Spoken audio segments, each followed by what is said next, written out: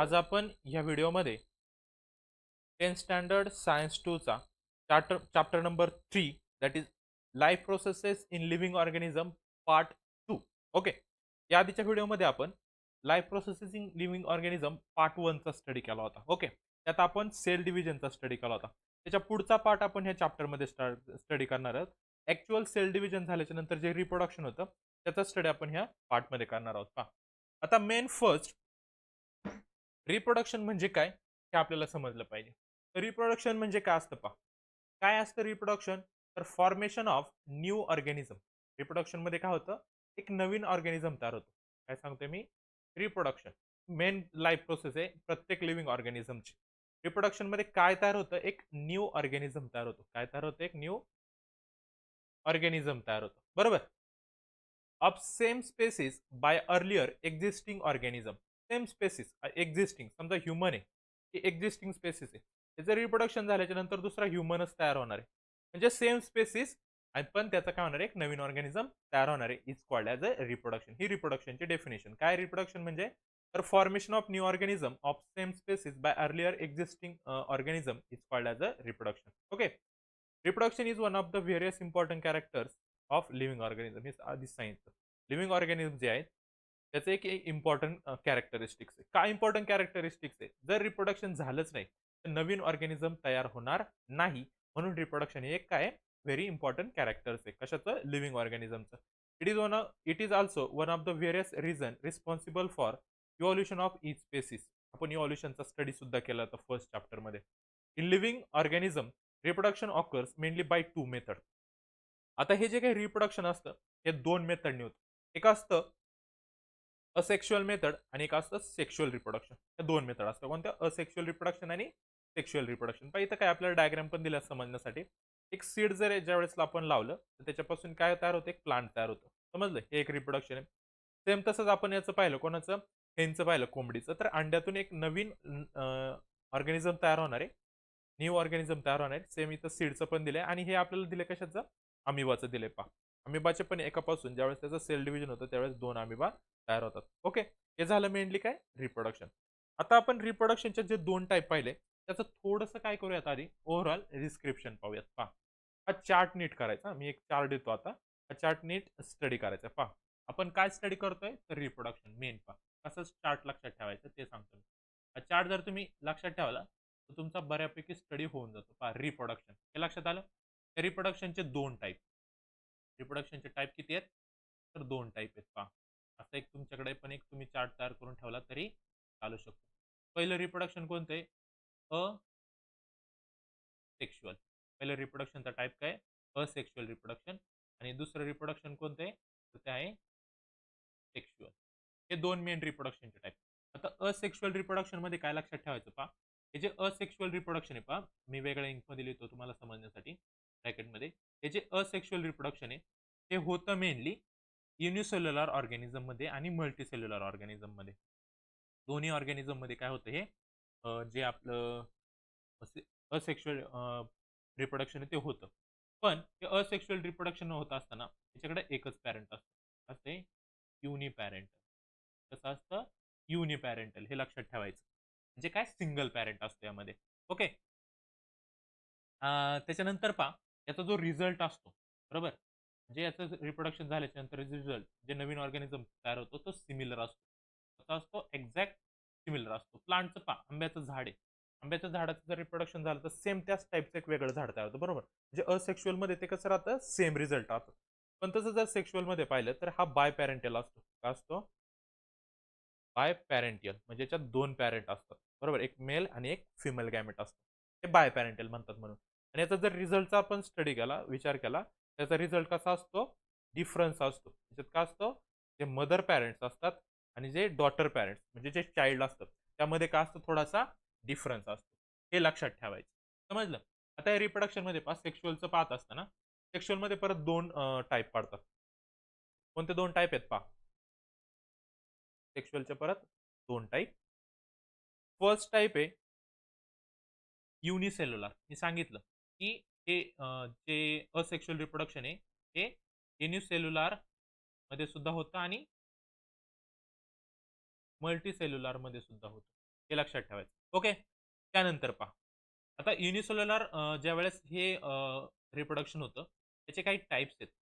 त्याचे टाइप्स आपण इथं पाहणार आहेत पहा. युनिसेल्युलर ऑर्गॅनिझममध्ये याचे एक्झाम्पल लक्षात ठेवायच्या. मी तर थोडेसे एक्झाम्पल देतो तुम्हाला याच्या खाली लिहून. तुम्हाला लक्षात राहील की युनिसेल्युलर नक्की काय असतं. युनिसेल्युलरचे एक्झाम्पल आहे पहा अमिबा. एक फेमस एक्झाम्पल युनिसेल्युलर रिप्रोडक्शनचं कोणतं? अमिबा आणि दुसरे पॅरामेशियम. ओके. युनिसेल्युलरचे एक्झाम्पल झाले.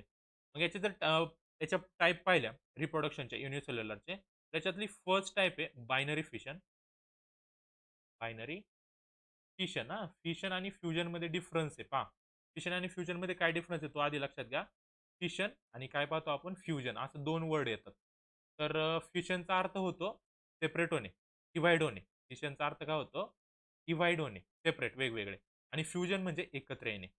फ्युजनचा अर्थ काय होतो? एकत्र. फ्युजन म्हणजे हा एक आणि हा एक 2 एकत्र येऊन एक तयार करतात. हे झालं फ्युजन. समजलं? तर त्याला असं दाखवता येईल पहा फ्युजनला आणि फिशनला. सिंपलमध्ये एक तुम्हाला सेपरेट डायग्राम दाखवतो पहा. काय फिशन म्हणजे काय एक जर असेल ना त्याचे 2 तयार होतात. त्याला फिशन म्हणतात आणि फ्युजन म्हणजे 2 असतात ना त्याचा मिळून 1 तयार होतो. याला फ्युजन म्हणतात हां. हे विसरायचं नाही लक्षात ठेवा. याची फर्स्ट मेथड आहे बायनरी फ्युजन. त्याच्यानंतर याची सेकंड मेथड आहे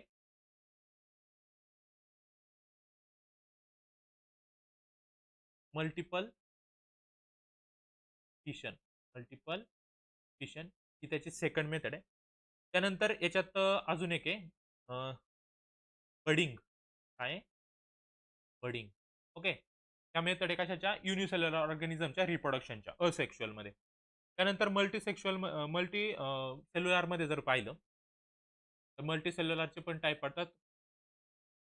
मल्टी सेल्युलरमध्ये फ्रॅगमेंटेशन याचे टाइप सांगतो. काय काय होतं मल्टी सेल्युलर ऑर्गॅनिझममध्ये?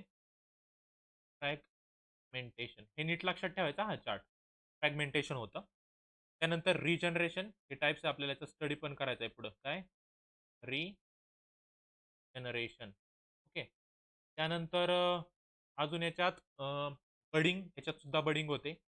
मल्टीसेल्युलर ऑर्गॅनिझममध्ये सुद्धा बडिंग होते. हे असेक्शुअलचं पाहतोय आपण. त्यानंतर व्हेजिटेटिव्ह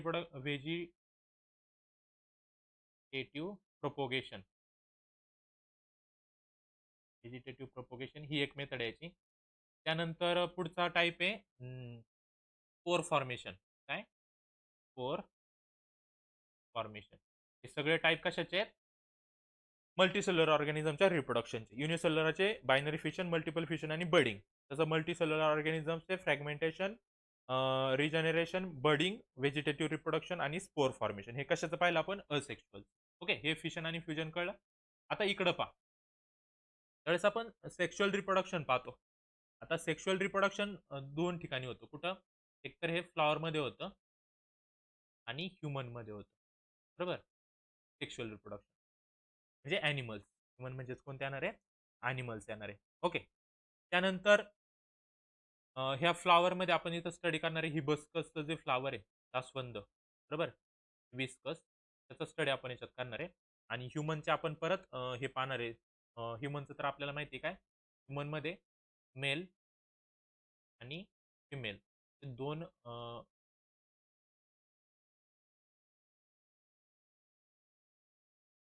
2 गॅमेट असतात मेल आणि फिमेल. त्यांचं काय होतं फ्युजन होतं. बरोबर? आणि इथं काय होतं एक नवीन ऑर्गॅनिझम म्हणजे चाइल्ड तयार होतं. ही प्रोसेस आपण सेक्शुअल रिप्रोडक्शनमध्ये पाहणार आहे. आता स्टार्टिंगला आपण असेक्शुअलमध्ये पाहणार आहे. पहा रिप्रोडक्शनचे 2 टाइप सेक्शुअल, असेक्शुअल. असेक्शुअल रिप्रोडक्शनमध्ये युनिपॅरेंटल असते. सेक्शुअल रिप्रोडक्शन बायपॅरेंटल असतं. रिझल्ट याचा सिमिलर म्हणजे जसं आधी याचा पॅरेंट असेल सेम तसंच चाइल्ड तयार होतं ॲज इट इज. तसं इथं थोडासा डिफरन्स असतो. याचे टाइप आहे असेक्शुअल रिप्रोडक्शन हे युनिसेल्युलरमध्ये होतं आणि मल्टीसेल्युलरमध्ये होतं. तर सेक्शुअल रिप्रोडक्शन हे फक्त मल्टीसेल्युलरमध्ये होतं. इथं लिहून ठेवावं लागतं. काय? फक्त मल्टीसेल्युलरमध्ये तयार होतं. मल्टीसेल्युलर म्हणजे एकापेक्षा जास्त सेल असतात. युनिसेल्युलर म्हणजे एकच सेल. मग युनिसेल्युलरचे एक्झाम्पल आहे अमिबा आणि पॅरामेशियम. मग याच्यात 3 टाइप आहेत युनिसेल्युलरचे बायनरी फिशन, मल्टिपल फिशन आणि बडिंग. तसे मल्टीसेल्युलरचे 5 type fragmentation, regeneration, budding, vegetative propagation, spore formation. Okay एवढ्याचा स्टडी करायचा आहे. आणि ज्यावेळेस आपण सेक्शुअल रिप्रोडक्शनचा स्टडी करू त्यावेळेस आपण त्याच्यात फ्लॉवर पाहणार हिबिस्कस. फ्लॉवरमध्ये कसं सेक्शुअल रिप्रोडक्शन होतं आणि ह्युमनमध्ये कसं होतं एवढ्याचा स्टडी आपण ह्या चॅप्टरमध्ये करणार आहे. समजलं? मग पहा आता त्यातला फर्स्ट आहे असेक्शुअल रिप्रोडक्शन. आता असेक्शुअल रिप्रोडक्शन म्हणजे काय असतं याचा स्टडी आपण स्टार्टिंगला फर्स्ट करणार आहे. पहा आता process of formation of new organism by an organism of a same species without involve of gametes. Asexual reproduction मध्ये गॅमेट्सचा यूज होत नाही. इथं पहा इथं कसं सेक्शुअल मध्ये लक्षात ठेवा मेल गॅमेट आणि फिमेल गॅमेट असे दोन गॅमेट असतात. तसं असेक्शुअल रिप्रोडक्शन मध्ये गॅमेट नसतं. समजलं? It's called as a asexual reproduction. त्याच्यात गॅमेट नसतं, इन्व्हॉल्वमेंट नसते गॅमेटची. विदाउट इन्व्हॉल्वमेंट गॅमेट्स असतं, गॅमेट होतं. त्याला काय म्हणतो आपण asexual reproduction. As this reproduction does not involve union of two different gametes. त्याच्यात असं नाही की सेक्शुअल रिप्रोडक्शन मध्ये जसं दोन गॅमेट्स एकत्र येऊन एक तयार करतात, तसं इथं नसतं. इथं काय असतं? इथं दोन गॅमेट एकत्र येत नाही. इथं युनियन होत नाही.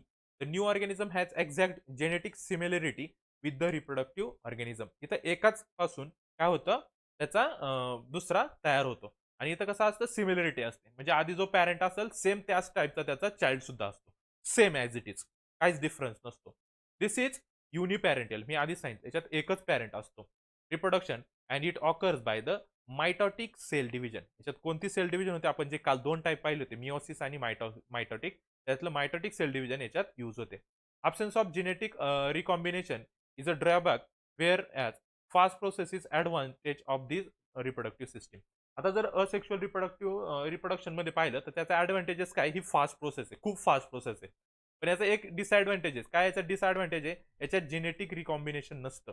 म्हणजे दोन जे गॅमेट्स मध्ये कसं असतं समजा आपण सेक्शुअल मध्ये पाहिलं तर मेल आणि फिमेल दोन्ही दोघांचे जीन्स एकत्र येतात ना सेपरेट. तसं इथं एकच पॅरेंट असतो. याचेच बनतात नंतर पुढं म्हणजे याचे जीन्स काय राहतात सेम राहतात.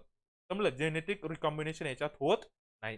हा एक डिफरन्स आहे कशात असेक्शुअल रिप्रोडक्शन मध्ये आणि सेक्शुअल रिप्रोडक्शन मध्ये. कळलं असेक्शुअल रिप्रोडक्शन काय असतं. ओके आता नेक्स्ट पहा. आता असेक्शुअल रिप्रोडक्शनचे मी सांगितलं युनिसेल्युलर ऑर्गॅनिझम आपण चार्ट मध्ये पाहिलं होतं पहा. युनिसेल्युलर ऑर्गॅनिझमचा स्टडी करायचा आहे. तर तीन पाहणार आपण बायनरी फिशन मल्टिपल फिशन आणि बडिंग. याचा आपल्याला काय करायचं इथं स्टडी करायचं आहे पहा. बायनरी फिशन पाहणार आहे आपण स्टार्टिंगला. त्याच्यानंतर पाहणार मल्टिपल फिशन बडिंग पाहणार आहे आणि त्याच्यानंतर आपण मल्टीसेल्युलरचा स्टडी करणार आहे. पहा पहिल्यांदा खूप सिंपल आहे. बायनरी फिशन याच्यातला फर्स्ट टाइम. बायनरी फिशन म्हणजे प्रोकॅरियोट्स म्हणजे बॅक्टेरिया प्रोटिस्टा म्हणजे अॅमिबा पॅरामिशियम युग्लिना बरोबर आर युकॅरियोटिक सेल ऑर्गॅनिल. युकॅरियोटिक म्हणजे सिंगल सेल असतात. कशा असतात सिंगल सेल बरोबर युनिसेल्युलर असतात. Like mitochondria and chloroplast perform asexual reproduction bye binary fission. याच्यात काय होतं बायनरी फिशन होतं. आता बायनरीचा अर्थ होतो दोन. बायनरी म्हणजे दोन म्हणजे याच्यात मेन काय माहिती का एक सेल असते त्याच्यात एक न्यूक्लियस असतं. यांचं काय होतं डिव्हिजन होतं. बायनरी म्हणजे एकापासून याचे काय होतात एक सेल त्याचं एक न्यूक्लियस एक सेल त्याचं एक न्यूक्लियस म्हणजे दोन ऑर्गॅनिझम तयार होतात म्हणून याला काय म्हणतात बायनरी आणि फिशन. फिशन म्हणजे काय होणे डिव्हाइड होणे. समजलं. In this process the parent cell divides to form two single daughter cell. याच्यात काय होतं ही पॅरेंट सेल आहे समजा. पॅरेंट सेलचं डिव्हिजन होतं आणि दोन ह्या काय होतात डॉटर सेल्स तयार होतात. Binary fission occurs either by mitosis or amitosis. Mitosis डिव्हिजनने किंवा त्याला अमायटोसिस डिव्हिजनने काय होतं बायनरी फिशन हे होत असतं. ऍक्सिस ऑफ फिशन किंवा त्याला डिव्हिजन म्हणतो हा जो ऍक्सिस आहे बरोबर हा is different in different protist. Example amoeba divides any plane due to lack of specific shape. आता अॅमिबा आहे तो हा कसा पण डिवाइड असा पण डिवाइड होऊ शकतो असा डिवाइड होऊ शकतो असा डिवाइड होऊ शकतो असा डिवाइड होतो. म्हणजे हा कोणत्या पण ऍक्सिसला काय होऊ शकतो डिवाइड होतो. म्हणजे फक्त याचं काय बायनरी फिशन हे फिक्स मध्ये होणार पण याचं कोणत्या ठिकाणी होईल हे आपल्याला माहिती नसतं. संपलं समजलं. हेच it is called as a simple binary fission म्हणून त्याला काय म्हणतात सिंपल बायनरी फिशन म्हणतात. आता बायनरी फिशनचे पण तीन टाईप असतात. किती बायनरी फिशनचे टाईप तीन. एक आहे सिंपल बायनरी फिशन जे की कुठून पण होऊ शकतं त्याचं डिव्हिजन. दुसरं आहे ट्रान्सवर्स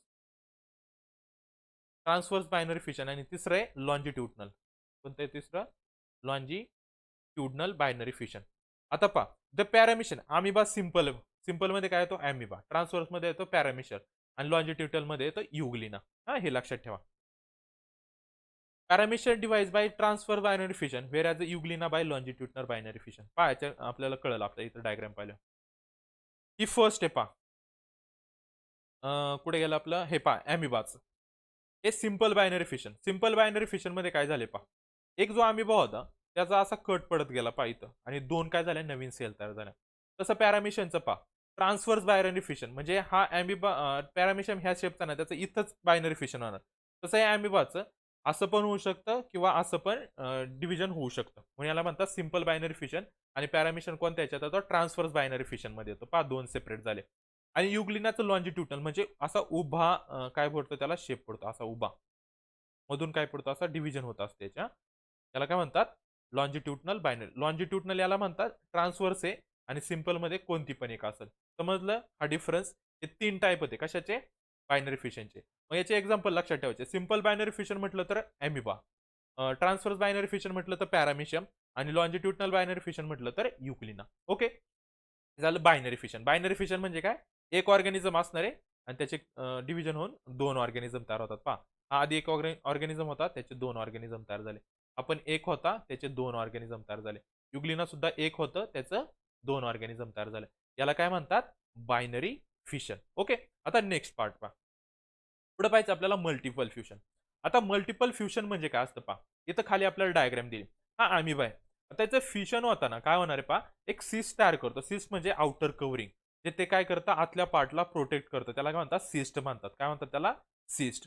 हे सिस्ट तयार झालं. आतमध्ये जे न्यूक्लियस असतं पहा, हा अॅमिबा आहे. याच्या बाहेर हा अॅमिबाच्या बाहेर काय झालं? एक सिस्ट तयार झाला. असं कव्हरिंग तयार झालं. बरोबर? आतमध्ये काय होतं? एक न्यूक्लियस होतं. तर पुढच्या स्टेपला काय होणार आहे? हा अॅमिबा सिस्टच्या भरती याचे न्यूक्लियसचे असे काय पडतात? पार्ट पडतात. न्यूक्लियसचं काय होतं? आतमध्ये डिव्हिजन होतं. न्यूक्लियसचं डिव्हिजन झालं, तर बाहेरचं त्याच्यानंतरच्या पुढच्या स्टेपला काय होतं? जे आउटर कव्हरिंग जे असतं ना सिस्टचं, ते होतं ब्रेक. असं ब्रेक झालं सिस्ट आणि याच्यातले जे आतमधले न्यूक्लियस वाले ते काय झालं यांचं फिशन झालं असं बाहेर. याला काय म्हणतात? Multiple fission. मल्टिपल फिशनचा अर्थ काय? एकापासून खूप जास्त तयार होणे. पहा एकच न्यूक्लियस होतं त्याच्यापासून किती अॅमिबा तयार झाले. समजलं? याला काय म्हणतात? मल्टिपल फिशन म्हणतात. ओके. वाचलं वरची थेरी तरी चालेल. पण मेन काय कन्सेप्ट समजून घ्यायचा. मल्टिपल फिशन म्हणजे एकापासून जास्त. बायनरी फिशन म्हणजे एकापासून 2.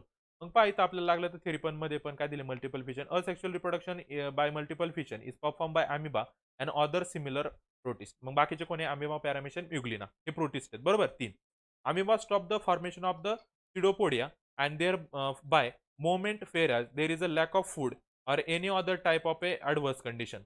It becomes rounded and forms protective covering around the plasma membrane. पहा जिथं त्याला अन्न खायला भेटतं तिकडं तो जातो. बरोबर?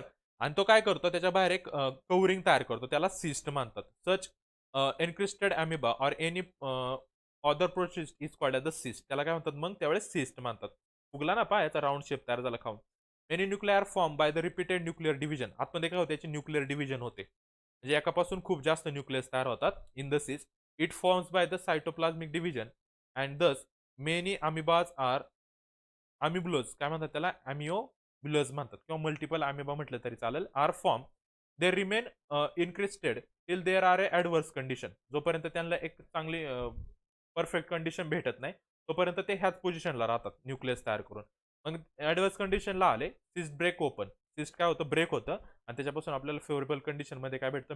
मेनी अॅमिबुलस म्हणजे खूप जास्त अॅमिबा काय भेटतात आपल्याला तिथं रिलीज झालेले दिसतात. समजलं? हे होतं मल्टिपल फिशन म्हणजे काय? एकापासून खूप जास्त. सिंपलमध्ये. त्यानंतर आहे बडिंग.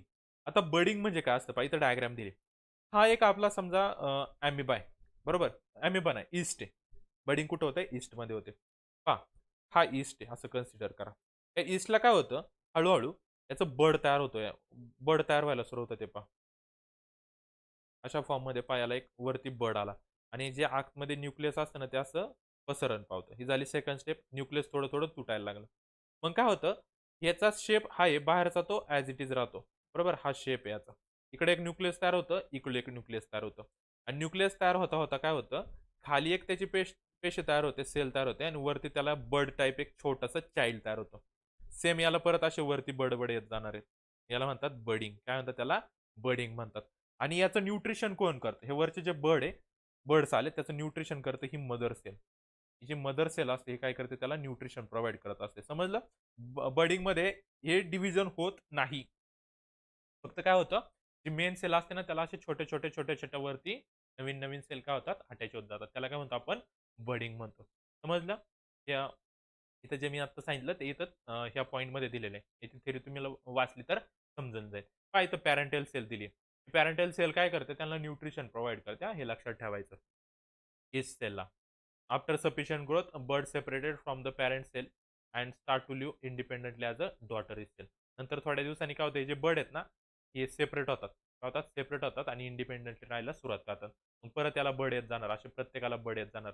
अशी बडिंग काय होते, पुढे पुढे त्यांची कंटिन्यू होत राहते. समजलं? याला काय म्हणतात? बडिंग. त्या 3 प्रोसेस होत्या युनिसेल्युलर. त्या कशाच्या? युनिसेल्युलर ऑर्गॅनिझममध्ये रिप्रोडक्शनच्या, असेक्शुअलच्या, बायनरी, मल्टिपल फिशन आणि बडिंग. समजलं? आता नेक्स्ट पाहायचं आपल्याला asexual reproduction in multicellular organism. हे झालं युनिसेल्युलर. आता मल्टीसेल्युलर मध्ये काय होतं? तर मल्टीसेल्युलरचे आपण टाइप पाहिले होते. फ्रॅगमेंटेशन असेल, त्यानंतर आपण पाहिलं होतं रिजनरेशन आहे, बडिंग आहे, व्हेजिटेटिव्ह प्रोपोगेशन आणि स्पोर फॉर्मेशन. तर पहा, जर तुम्हाला आठवत नसेल तर हा चार्ट पहा. चार्टमध्ये पहा हे स्टडी काय आपल्याला.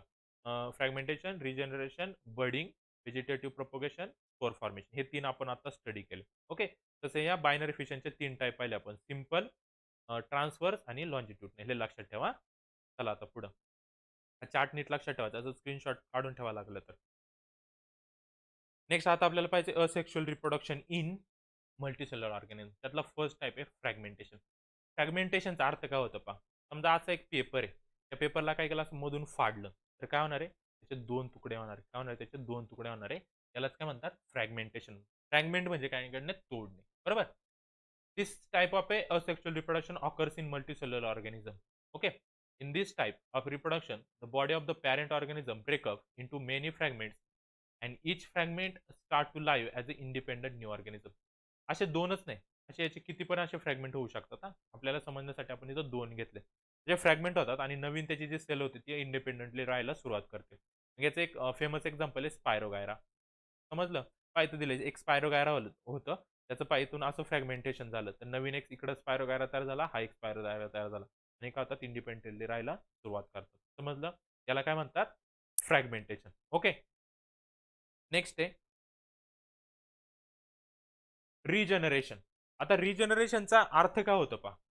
रिजनरेशन, हा रिजनरेशन म्हणजे नवीन तयार न होणे, आधीच तयार झालेलं आहे त्याचं परत अजून एक तयार करणे, त्याला म्हणतात रिजनरेशन. समजलं रिजनरेशनचा अर्थ काय होतो. आधीच एक्झिस्टिंग आहे त्याच्यापासून नवीन तयार करायचा.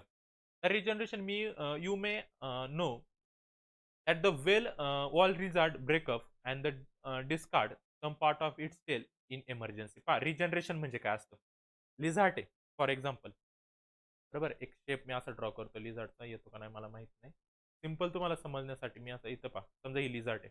आपण पाहिलं असेल त्याची अशी शेपटी तुटून जाते. लिझार्डची शेपटी काय होते, तुटते. लिझार्डची जी शेपटी तुटते ना, त्याला थोड्या दिवसांनी परत नवीन शेपटी येते. म्हणजे तिथं काय झालं, त्याचं रिजनरेशन झालं. काय झालं, रिजनरेशन म्हणजे काय, एखादा पार्ट जरी त्याचा गेला, तुटला, तरी त्याच्या जागेवर नवीन पार्ट काय होतं, त्याचा तयार होतो. समजलं? त्याला काय म्हणतात, रिजनरेशन म्हणतात. कळलं रिजनरेशन काय असतं. डिस्कार्डेड पार्ट म्हणजे तुटलेला जो पार्ट असतो इज रिजनरेटर आफ्टर अ पिरियड. काही दिवसांनी काय होतं, तिथं नवीन एक पार्ट तयार होतं. This is an example of a limited regeneration. However under the certain situation an animal planaria break up its body into 2 parts and thereafter each part regenerates remaining part of the body and thus two new planaria are formed. This is called as a regeneration म्हणजे काय, त्याचा एक जो त्यांच्या बॉडीचा एक part आहे तो काय होणे, डिस्कार्ड होणे. डिस्कार्ड झालेला पार्ट एका ठराविक टाइमने काय होणे, परत तयार होणे, त्याला काय म्हणतात रिजनरेशन. इथं पहा, इथं लिझार्डचं एक्झाम्पल दिलं आपल्याला. हे जर तुटलं, त्याचं हे शेपूट तुटलं, तर पहा वरती एक बॉडीचा पार्ट गेला, खाली शाफ्टाचा पार्ट गेला, तर याच्याला परत काय होते, नवीन बॉडी तयार व्हायला सुरुवात होते. म्हणजे हा एक नवीन लिझार्ड आणि ही एक नवीन लिझार्ड, अशा 2 लिझार्ड तयार होतात. याला काय म्हणतात, रिजनरेशन म्हणतात. समजलं? नंतर आहे बडिंग. बडिंग मगाशी जशी आपण पाहिली होती युनिसेल्युलर ऑर्गॅनिझम मध्ये, सेम तिथं पण सेम बडिंग इथं पण असणार आहे. फक्त इथं एक्झाम्पल काय, हायड्रा आहे. मग पहा इथं काय होतं, in case of hydra under favourable condition at a specific part of its body and outgrowth is form by separated division of regenerative cells of a body. याच्यात काय होतं, एक त्याचा एक बॉडीचा पार्ट आहे. इथं ही सिंपल हायड्रा आहे. पहा इथे एक बॉडीचा पार्ट आहे, त्याला काय तयार होतं, एक बड यायला सुरुवात होते. काय यायला सुरुवात होते, बड. आणि त्या बड पासून इकडे नवीन हायड्रा तयार होतो. काय होतंय, नवीन हायड्रा तयार होतो. काही दिवसांनी हा हायड्रा काय होतो, रिमूव्ह होतो इथून आणि त्याचा सेपरेट इंडिव्हिज्युअल तो लाईव्ह राहायला सुरुवात करतो. This outgrowth is called the bud. तो एक बॉडीचा पार्ट वाढतो, त्याला काय म्हणतात, बड म्हणतात. Bud grows up progressively and finally forms a small hydra. त्याचा काय होतं, एक स्मॉल हायड्रा तयार होतो. समजलं? त्यालाच नेसेंट हायड्रा म्हणतात. आता नेसेंटचा अर्थ काय होतो? नेसेंटचा अर्थ होतो ह्या ज्याचा पॅरेंटल हायड्रा आहे ना त्याच्यावर डिपेंड येतो अजून. कसा आहे? डिपेंड आहे. त्याला नेसेंट हायड्रा म्हणतात. Dermal layer and digestive cavity of the budding hydra are in continuity with those of the parent hydra. म्हणजे याची बडिंग पॅरेंट कडूनच होत असते. समजलं का? याला सगळे जे डायजेस्टिव्ह कॅव्हिटी वगैरे सगळे तो पॅरेंटल हायड्राचेच यूज करत असतो. Parental hydra supply nutrition to the budding hydra. जो पॅरेंटल हायड्रा असतो तोच त्या नवीन जो हायड्रा तयार झालाय बडिंग हायड्रा त्याला काय करतो? न्यूट्रिशन प्रोव्हाइड करत असतो. Budding hydra separated from parental hydra and start to lead independent life when it grows up and become able to lead the independent life. मग काही दिवसांनी काय होतं? हा जो नवीन हायड्रा जो तयार झालाय, हा इंडिपेंडंट राहण्याच्या म्हणजे त्याच्यात तेवढी पॉवर आली, की हा इंडिपेंडंट राहू शकतो. तर इथून हा ब्रेक होतो आणि त्याचा नवीन एक काय होतं? तो इंडिपेंडेंटली राहायला सुरुवात करतो. त्याला म्हणतात बडिंग. समजलं बडिंग काय असतं? त्यानंतर आहे व्हेजिटेटिव्ह प्रोपोगेशन. व्हेजिटेटिव्ह प्रोपोगेशन लक्षात ठेवायचं. हे मेनली होतं कुठं कुठं? हे होतं रूटमध्ये, स्टेममध्ये आणि लीफमध्ये. हे 3 प्लांटचे जे पार्ट आहे, त्याच्यात हे व्हेजिटेटिव्ह रिप्रोडक्शन होत असतं. पाहिजे आपल्याला डायग्राममध्ये दिलंय बटाटा आहे. बटाटा पाहिला असेल तुम्ही. त्याला असे डोळे येतात. त्याला आपण मोड येतो म्हणतो ना. त्याच्यापासून थोड्या दिवसांनी त्याचं असं इथं पण एक काय येतं, एक झाड तयार व्हायला सुरुवात होतं. हे काय झालं पोटॅटो काय एक स्टीम आहे. बरोबर हे झालं त्याचं व्हेजिटेटिव्ह रिप्रोडक्शन. आता हे जर स्वीट पोटॅटोचं एक्झाम्पल पाहिलं तर हे काय रूट आहे. याचं पण सेम याच्यापासून पण नवीन नवीन काय तयार व्हायला सुरुवात होते. नवीन स्वीट पोटॅटोचं झाड तयार सुरुवात होते. आणि जर लिव्हचं पाहिलं तर एक फेमस एक्झाम्पल आहे ब्रायोफायलम. याला पण पानालाच हे जे पानं असतं ना बायोफायलमचं त्यालाच नवीन नवीन पानं फुटायला सुरुवात करतात. आणि ह्याच कंडिशनला काय म्हणतात? व्हेजिटेटिव्ह प्रोपोगेशन म्हणतात. काय म्हणतात त्याला? Vegetative propagation. कुठं कुठं होतं हे? रूटमध्ये होतं, स्टेममध्ये होतं आणि लीफमध्ये होतं. त्याला बर्ड्स यायला जे सुरुवात होतात ना त्यालाच व्हेजिटेटिव्ह रिप्रोडक्शन म्हणतात. इथं डायग्राम दिलेली तुम्हाला काय? Reproduction in plant with the help of vegetative part. काय? प्लांटमध्ये जे रिप्रोडक्शन होतं कशाच्या सहाय्याने? तर व्हेजिटेटिव्ह पार्ट. कोणते? Root, stem, leaf and buds is called as the vegetative reproduction. ह्या डेफिनेशन नीट करायच्या. Vegetative propagation in potatoes is perform with the help of eyes. जे पोटॅटोला आईज येतात ना, डोळे आले असं म्हणतो ना, त्याच्याद्वारे होते. Present on tuber whereas in the bryophyllum it is form with the help of buds. पानाला काय येतात? बर्ड्स येतात. समजलं?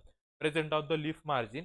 In case of the plant like the sugarcane and grasses vegetative propagation occurs with the help of buds present at node. शुगर केनचं जर example पाहिलं आपण, बरोबर समजा हे काय असा शुगर केन आहे, तर याला इथं बर्ड्स यायला सुरुवात होतात. ह्या अशा ठिकाणी काय येतात? ह्याच ठिकाणी बर्ड्स येतात याला. इथं बर्ड्स येतात आणि याच्यापासून नवीन शुगर केन तयार होतो. त्यालाच व्हेजिटेटिव्ह प्रोपोगेशन म्हणतात. समजलं व्हेजिटेटिव्ह प्रोपोगेशन? एक्झाम्पल नीट लक्षात ठेवा. त्यानंतर स्पोर फॉर्मेशन. हे तर सिम्पल आहे ब्रेडचे एक्झाम्पल. खूप दिवस जर आपण घरात ब्रेड ठेवलं ना त्याच्यावर असे हिरव्या हिरव्या कलरचे डाग दिसायला सुरुवात होतात. त्यालाच काय म्हणतात? स्पोर फॉर्मेशन म्हणतात. ते दिले take a two piece of a wet bread. ओलं ब्रेड किंवा भाकरी घ्यायची and kept in the humid place. Humid प्लेसला ठेवायचं त्याला. Fungus will grows on within 2 to 3 days. 2-3 दिवसात त्याच्यावर फंगस यायला सुरुवात होतात. ते व्हाईट व्हाईट कलरचं दिसायला सुरुवात होतं. Observe the figure under the compound microscope and draw its diagram. Fungi like mucor have filamentous body. पहा ह्या टाईपचे तयार होतात. हे मायक्रोस्कोप खाली पाहिल्यावर दिसतं असा हे फिलामेंटस बॉडी. हे असं वरती त्याचे स्पोर येतात. बरोबर का? हे खूप जास्त येतात हा. They have sporangia. त्याला असे वरती काय असतात? स्पोरंजिया असतात. हे वरती दिसतात ना हे बर्ड छोटे छोटे गोल गोल, याला स्पोरंजिया म्हणतात. When the spore are form. त्याच्यात जस्ट का एकदा स्पोर फॉर्म झाले आतमध्ये, आतमध्ये काय झाले? स्पोर फॉर्म झाले. ते काय होतं? ब्रेक होतं. काय होतं? ब्रेक होतं आणि स्पोर सगळे काय येतात? बाहेर येतात. Sporangia burst. हा स्पोरंजिया फुटतो and spores are release. Spore germinate in moist and warm place and new fungal colonies form. हे जे काय याच्यातून फुटले तर दुसऱ्या जागेवर जातात आणि असे नवीन नवीन फंगस काय करतात? ते तयार करतात. समजलं का? हे ही डायग्राम काढायला विचारतात एवढीशी. कुठं त्यावेळेस हा क्वेश्चन आला तर डायग्राम काढायची, नाही विचारली तरी काढायची, मार्क्स चांगले भेटतात. ओके, हे झालं स्पोर फॉर्मेशन. त्यानंतर आता इथपर्यंत आपण काय पाहिलं? Sexual reproduction. काय काय पाहिलं सेक्शुअल रिप्रोडक्शन मध्ये? एकदा रिवाइज करूया शॉर्टमध्ये. आपण रिप्रोडक्शनचे 2 टाईप पाहिले, असेक्शुअल आणि सेक्शुअल. बरोबर, त्याच्यातला सेक्शुअल पार्ट आपण स्टडी केला. असेक्शुअल कोणता? असेक्शुअल पार्ट आपण स्टडी केला. त्यात आपण युनिसेल्युलर, मल्टीसेल्युलर असे 2 टाईप पाहिले. युनिसेल्युलरचे 3 टाईप पाहिले आपण. बर्डिंग, बायनरी फिशन, मल्टिपल फिशन आणि एक कोणता पाहिला लास्टला? बडिंग. काय पाहिला? Budding. Binary fission, multiple fission आणि बडिंग. तसे इकडे 5 पार्ट पाहिले. काय? फ्रॅगमेंटेशन, रिजनरेशन, त्याच्यानंतर आपण स्टडी केला बडिंग. त्याच्यानंतर स्टडी कशाचा केला? बडिंगचा. मग पाहिला व्हेजिटेटिव्ह प्रोपोगेशन आणि आता पाहिलं आपण स्पोर फॉर्मेशन. याचा स्टडी आपण आतापर्यंत काय पाहिलं? फक्त असेक्शुअल रिप्रोडक्शनचा स्टडी केला. आता आपल्याला स्टडी करायचा आहे sexual reproduction.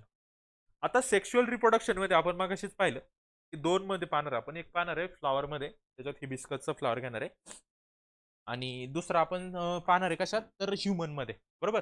Human reproductive system mail आणि फिमेलचा त्याचा पण स्टडी करणार आहे आपण. ओके. मग पहा आता सेक्शुअल रिप्रोडक्शन काय असतं? तर sexual reproduction always occurs with the help of 2 germ cell. कालच पाहिलं होतं आपण, एक चॅप्टर पाहिला आपण आजच्या व्हिडिओमध्ये. कोणता? Life processes in living organism part 2. त्याच्यात पाहिलं होतं आपण जर्म सेल का असतात. जर्म सेल मी तेव्हा पण सांगितलं होतं की जर्म सेल या रिप्रोडक्शनसाठी रिस्पॉन्सिबल असतात. 2 जर्म सेल येतात. कोणते? एक असते मेल आणि एक असते फिमेल. बरोबर? काय काय? एक मेल आणि एक फिमेल, हे 2 गॅमेट. बरोबर? Female gamete and male gamete are are those 2 germ cell. ह्या त्या 2 germ cells. Okay. 2 main processes occurs in sexual reproduction. याच्यात 2 प्रोसेस असतात. एक असतं गॅमेट फॉर्मेशन आणि फर्टिलायझेशन. गॅमेट फॉर्मेशन म्हणजे काय असतं पहा? मेलमध्ये तयार होतात. मेलमध्ये एक गॅमेट तयार होतं आणि फिमेलमध्ये एक गॅमेट तयार होतं. झालं गॅमेट फॉर्मेशन. गॅमेट फॉर्मेशन झाल्याच्या नंतर हे 2 काय येतात? एकत्र येतात. काय येतात? एकत्र येतात. यांचं इथं काय होतं? फिशन न होतं. आता काय होणार आहे? फ्युजन होणार आहे. काय होणार आहे? फ्युजन. फिशनचा आणि फ्युजनचा मी डिफरन्स सांगितला. यालाच काय म्हणतात? फर्टिलायझेशन. आणि फर्टिलायझेशन झालं की इथं काय भेटणार आहे? न्यू बॉर्न बेबी भेटणार आहे. समजलं? याचा स्टडी आपल्याला आता या सेक्शुअल रिप्रोडक्शन मध्ये करायचं. ओके. पहा आता. गॅमेट्स फॉर्मेशन ही फर्स्ट स्टेप आहे आणि दुसरी स्टेप काय? Fertilisation. Gametes are form by meiosis. आता पहा, एक शॉर्ट मध्ये तुम्हाला मी एक जसा मगाशी चार्ट दाखवला होता त्याच टाईपचा एक काय करतो चार्ट दाखवतो. मग त्याच्यावर तुम्हाला काय असतं हे सेक्शुअल रिप्रोडक्शन हे समजून जाईल. पहा काय सांगतोय मी. काय पाहायचं आपल्याला ते इथं? सेक्शुअल रिप्रोडक्शन पाहिजे. काय पाहायचंय? Sexual reproduction. बरोबर? सेक्शुअल रिप्रोडक्शन मी सांगितलं प्लांट आणि ह्युमन मध्ये पाहिजे. दोन्हीकडे पण सेम तयार होणारी पहा. इथं पहिल्यांदा 2 आपल्याकडे काय असणार आहे? एक असणार आहे मेल आणि काय असणार आहे? फिमेल. बरोबर? ह्या 2 सेल असणार आहे आपल्याकडे. मेल जर पाहिलं ह्युमन रिप्रोडक्टिव्ह सिस्टीम मध्ये जर विचार केला तर मेलमध्ये असतात स्पर्म. मेल कोणतं? गॅमेट. गॅमेट फॉर्मेशन आहे ना फर्स्ट स्टेप. काय? Gamete formation. मग मेल तयार काय करणार आहे? Gamete sperm. आणि फिमेल काय तयार करतात? ओहुम. काय तयार करतात? ओहुम. हे झालं गॅमेट फॉर्मेशन. समजलं? आता हे स्पर्म जे असतात हे असतात हॅप्लॉइड आणि ओव्हम सुद्धा काय असतं? हॅप्लॉइड असतं. हॅप्लॉइड म्हणजे 23 क्रोमोझोम आणि त्याचं काय बनतात? डिप्लॉइड बनणार आहे. कसं बनणार आहे ते पहा. हॅप्लॉइड असतात आहे लक्षात ठेवा. स्पर्म हॅप्लॉइड असतात आणि ओव्हम सुद्धा हॅप्लॉइड्स असतात. बरोबर? आणि इथं पहा, ज्यावेळी ज्यावेळी काय? हे ज्यावेळेस हे स्पर्म आणि ओव्हम तयार होतात, इथं कोणती डिव्हिजन होते? तर इथं डिव्हिजन होते पहा इथं सांगितलंय. कोणती डिव्हिजन होते? मिओसिस. कोणती सेल डिव्हिजन होणार इथं? पहा इथं मध्ये मी लिहून ठेवतो. ह्या ज्यावेळेस हे गॅमेट तयार करतात त्यावेळेस काय होतं? मिओसिस होतं. काय होतं? मिओसिस. ओके इथपर्यंत कळलं. आणि मेल तयार करणारे स्पर्म त्यांच्या बॉडीमध्ये आणि फिमेल त्यांच्या बॉडीमध्ये ओव्हम तयार करतात आणि हे दोन्ही कशा असतात? हॅप्लॉइड असतात. समजलं? 23 क्रोमोझोम असतात त्याच्यात आणि याच्यात सुद्धा ओव्हम मध्ये 23 क्रोमोझोम. ओव्हमलाच एग्ज असं सुद्धा म्हणतात हा. ओके. मग काय होतं पहा. मग काय होतं? यांचं होतं फ्युजन. यांचं काय होणार इथं? फ्युजन होणार आहे. काय होणार आहे? फ्युजन. फ्युजन झालं.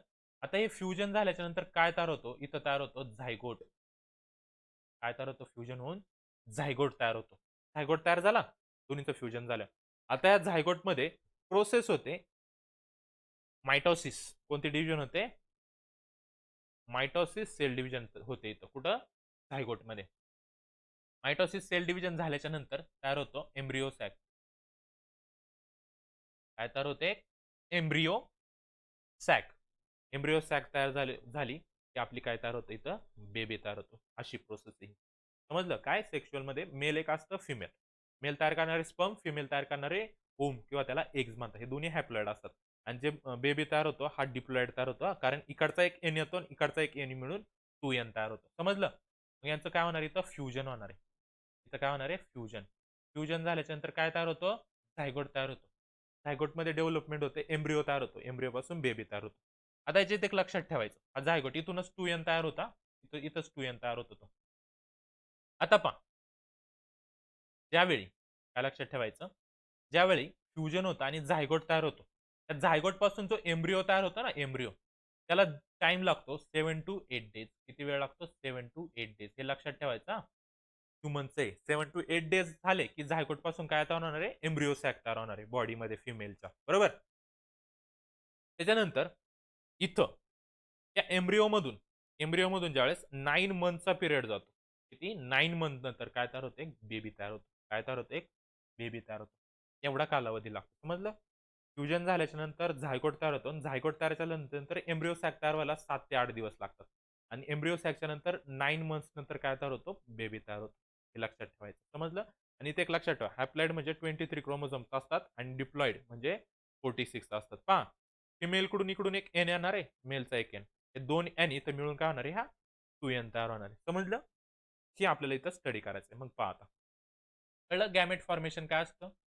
2 गॅमेट तयार होणार आहे इथं. In meiosis chromosomes number is reduce to half. हे पहा, मग तसं पण बॉडीमध्ये 46 क्रोमोझोम असतात ना. पहा, मेलमध्ये 46 असतात आणि सिंपल फिमेलमध्ये सुद्धा 46 असतात. आता तुम्ही म्हणशाल इथं तर सांगितलं मी की मगाशी हे 23 देणार आहे आणि हे 23 देणार आहे. बरोबर? बरोबर आहे. ते स्वतःचे काय देतात? फक्त हाल्फ देतात आणि फिमेल सुद्धा स्वतःचे हाल्फ देतात आणि हे परत एकत्र येऊन किती बनवतात? 46 बनवतात. अशी ती प्रोसेस आहे. चार्टमध्ये जर पाहायचं झालं तर इथं पहा, ही जी मेल आहे याच्याकडे आधी असतात 46, पण देताना हे किती देणार आहे? हा मेल स्पर्म तयार करताना इथं 23 क्रोमोझोम्सच देणार आहे. फिमेलमध्ये पण आधीच 46 असतात. पण ज्यावेळेस हे एग किंवा होम तयार करतात त्यावेळेस ते किती देणार आहे? 23 क्रोमोझोम देणार आहे. समजलं? कारण त्याच्यात जीन्स असतात सगळे. आता ही झाली फर्स्ट स्टेप आणि म्हणून त्याला काय म्हणतात? हेच हॅप्लॉइड गॅमेट्स आर फॉर्म. म्हणून हे जे स्पर्म हा गॅमेट आहे. स्पर्म हा एक गॅमेट आहे. हा कसा आहे? म्हणून हॅप्लॉइड आहे. ओम आणि ओम किंवा एग हे सुद्धा एक गॅमेट आहे. हे सुद्धा कसं आहे? हॅप्लॉइड आहे. समजलं? मी का सांगितलं होतं हॅप्लॉइड? पुढे पहा. पुढची स्टेप आहे फर्टिलायझेशन. इथं काय होतं पहा. डिप्लॉइड झायगोट इज फॉर्म म्हणजे फर्टिलायझेशन म्हणजे हे फ्युजन जे झालं ना यालाच फर्टिलायझेशन म्हणतात आणि काय तयार होतं आपला झायगोट तयार होतो. हा चार्ट नीट लक्षात ठेवा रे, लगेच समजून जाईल. झायगोट तयार झाला. In this process union of haploid male पहा, एक haploid male and female gamete. इथं काय होतं? युनियन होतं पहा. हॅप्लॉइड मेल आणि हॅप्लॉइड फिमेलचं इथं काय झालं? युनियन. इथं होतं युनियन. त्यालाच आपण फर्टिलायझेशन म्हणतो. काय म्हणतात त्याला? युनियन. युनियन किंवा फर्टिलायझेशन. ओके. त्याला 2 वर्ड इथं मी लिहून ठेवतो. काय? युनियन किंवा याला म्हणतात फर्टिलायझेशन. नीट लक्षात ठेवा ही डायग्राम. स्क्रीनशॉट काढून घ्या त्याचा. ओके. आता पहा. The zygote divides by mitosis and embryo is formed. झायगोटमध्ये कोणती डिव्हिजन होते मी इथं सांगितलं. काय? मायटोसिस तयार होते. मायटोसिस डिव्हिजन झाली झायगोटची. की काय तयार होणार आहे? एम्ब्रिओ सॅक तयार होणार आहे. झाली एम्ब्रिओ सॅक तयार. बरोबर? Embryo develops to form new individual. पहा, एम्ब्रिओचं डेव्हलपमेंट झालं 9th मंथ नंतर आणि आपला काय झाला? एक छोटासा न्यू बेबी तयार झाला. समजली ही प्रोसेस पूर्ण? या 2 स्टेपमध्ये काय होतं? रिप्रोडक्शन होत असतं सेक्शुअल. आता याच्यात असतात 2 पॅरेंट्स. हे आपण स्टार्टिंगलाच पाहिले. हे बाय पॅरेंटल असतं. एक असतं मेल पॅरेंट, एक असतं female parent. Are involve in this type of a reproduction. मग ते फ्लॉवरचं मध्ये झालं तरी सेम असंच होतं आणि ह्युमन मध्ये झालं तरी सेम असंच होतं. Fusion of male gametes of male parent, male पॅरेंटचं मेल गॅमेट्स आणि female gametes of female parents occur. या दोन्हीचं फ्युजन होतं. Due to this new individual always has the recombination genes of both parents. मग इथं पहा काय होतं. मेलकडून काही गॅमेट्स येतात तिथं म्हणजे जीन्स येतात, फिमेलचे पण काही जीन्स येतात. जो नवीन बेबी तयार होतो ना याच्यात दोन्हींचे मेलचे आणि फिमेलचे हे 2n म्हणजे काय असतं? एन 2n म्हणजे n+n. एक मेलचा आणि एक फिमेलचा. ह्या दोन्हींचं काय असतं? इथं रिकॉम्बिनेशन असतं. समजलं? Hence the new individual shows similarities with the parents for some character and has a some characteristics different than other both parents. काही काही सिमिलॅरिटीज सेम असतात. कधी कधी जो नवीन बेबी असतो तो मेल सारखा थोड्या प्रमाणात सिमिलरिटी दाखवतो, काही प्रमाणात फिमेल सारखा आणि काही प्रमाणात यांच्यापेक्षा डिफरंट असतो. का? त्याच्यात नवीन जीन्स तयार होतात म्हणून. कारण डिफरंट जीन्स येतात ना, मेल्सकडून वेगळे येणार, फिमेलकडून वेगळे येणार म्हणून याचे काही काही कॅरेक्टरिस्टिक सिमिलर असतात आणि काही डिफरंट असतात. Diversity in living organisms occur due to genetic variation. या जेनेटिक व्हेरिएशनमुळेच आपल्यात डायव्हर्सिटी असते. जे काहींचा कलर खूप गोरा असतो, काही काळे असतात, काहींची हाईट जास्त कमी जास्त हे जीन्सवर डिपेंड असतो. Genetic variation helps the organism to adjust with the changing environment and thereby to maintain their existence. Due to this plants and animal can save themself for beating existing. आणि ही being एक्झिस्टिंगचा अर्थ होणे संपून जाणे. त्याचा अर्थ काय होतं? संपून जाणे. या रिप्रोडक्शनमुळेच काय होतात, त्याच्या नवीन नवीन स्पेसिस तयार होत राहतात आणि हे संपत नाही. समजलं? आता नेक्स्ट हे आता चार्ट लक्षात ठेवायचं. ओके, याच्यावरच आपण पूर्ण स्टडी करणार आहे. मग आता फर्स्ट आपण पाहणार आहे सेक्शुअल रिप्रोडक्शन इन प्लांट. पहिलं रिप्रोडक्शन कुठं पाहणार आहे आपण? प्लांटमध्ये पाहणार आहे. आणि प्लांटमध्ये पाहताना आपण स्टडी करणार आहे ह्या फ्लॉवरचा. काय काय दिले पाहिजे? Flower is a structural unit of a sexual reproduction in plant. प्लांटचं सेक्शुअल रिप्रोडक्शन हे फ्लॉवरद्वारे होत असतं. It consist of a four floral whorls. आता पहा हे काय ते पण इथं समजून घ्या. फ्लॉवरचा खूप इम्पॉर्टंट आहे. होल्स इथं अर्थ एक शब्द दिला ना, एक शब्द आला इथं पहा. होल्स. होल्स म्हणजे त्याचे पार्ट. कोणकोणते पार्ट असतात ते पहा आता. मग काय इथं शब्द काय आलाय? होल्स. Holes WHORL holes. दोन टाईपचे असतात पहा इथं. कोणते दोन टाईप असतात ते नीट लक्षात ठेवा. एक असतो ऍक्सेसरी. 2 मिनिटं. कोणता? एक असतो ऍक्सेसरी पार्ट आणि दुसरा असतो नेसेसरी. नेसेसरी हे दोन असतात. ऍक्सेसरी म्हणजे जे असले नसले तरी चालतात, पण जे नेसेसरी असतात ना ते रिप्रोडक्शनसाठी गरजेचेच असतात. ओके. मग ऍक्सेसरीज मध्ये कोण कोण येतं आणि नेसेसरी मध्ये. आणि एक लक्षात ठेवा, ऍक्सेसरीज म्हणजे काय करतो, हा जो फ्लावर असतो ना त्याला ब्युटिफुलनेस प्रोव्हाइड करतो. काय प्रोव्हाइड करतो? ब्युटिफुलनेस. म्हणजे त्याचा कसं दिसणार ते ऍक्सेसरीवर डिपेंड असतं. म्हणजे ते बाहेरच्या पाकळ्या वगैरे ज्या असतात ना, पाकळ्या किंवा पाकळ्यांच्या खाली जी छोटी छोटी पानं असतात ते ऍक्सेसरी होल्स आहेत. आणि नेसेसरी म्हणजे ते गरजेचे असतात. हा मेन पार्ट असतो. कशासाठी? रिप्रोडक्शनसाठी हे नेसेसरी असतं. मग ऍक्सेसरी मध्येच कोण कोण येतं पहा. ऍक्सेसरी मध्ये 3 येतात. कोणते 3 येतात? एक असतो कोरोला, बरोबर? त्याच्यानंतर असतो कॅलिक्स आणि एक असतो पेडिसेट. असतो एक पेडिसेट. हे 3 असतात. तसं नेसेसरी मध्ये कोण कोण असतं पहा. नेसेसरी मध्ये मेन 2 असतात पहा. नेसेसरी मध्ये मेन 2. कोणते मेन आहेत 2 पहा. एक असतो अँड्रोशियम. काय? अँड्रोशियम. आणि एक असतो गायनो गायनोशियम. हे 2 मेन असतात, बरोबर? अँड्रोशियम मध्ये कोण कोण असतं पहा आता. गायनोशियम मध्ये कोण कोण असतं? अँड्रोशियम मध्ये असतो अँथर, बरोबर? त्याच्यानंतर असतो फिलामेंट. नीट लक्षात ठेवायच्या फ्लॉवरचे प्लांट आहे, पार्ट आहे. आणि एक असतो पोलन ग्रेन. हे 3 असतात. Pollen grain.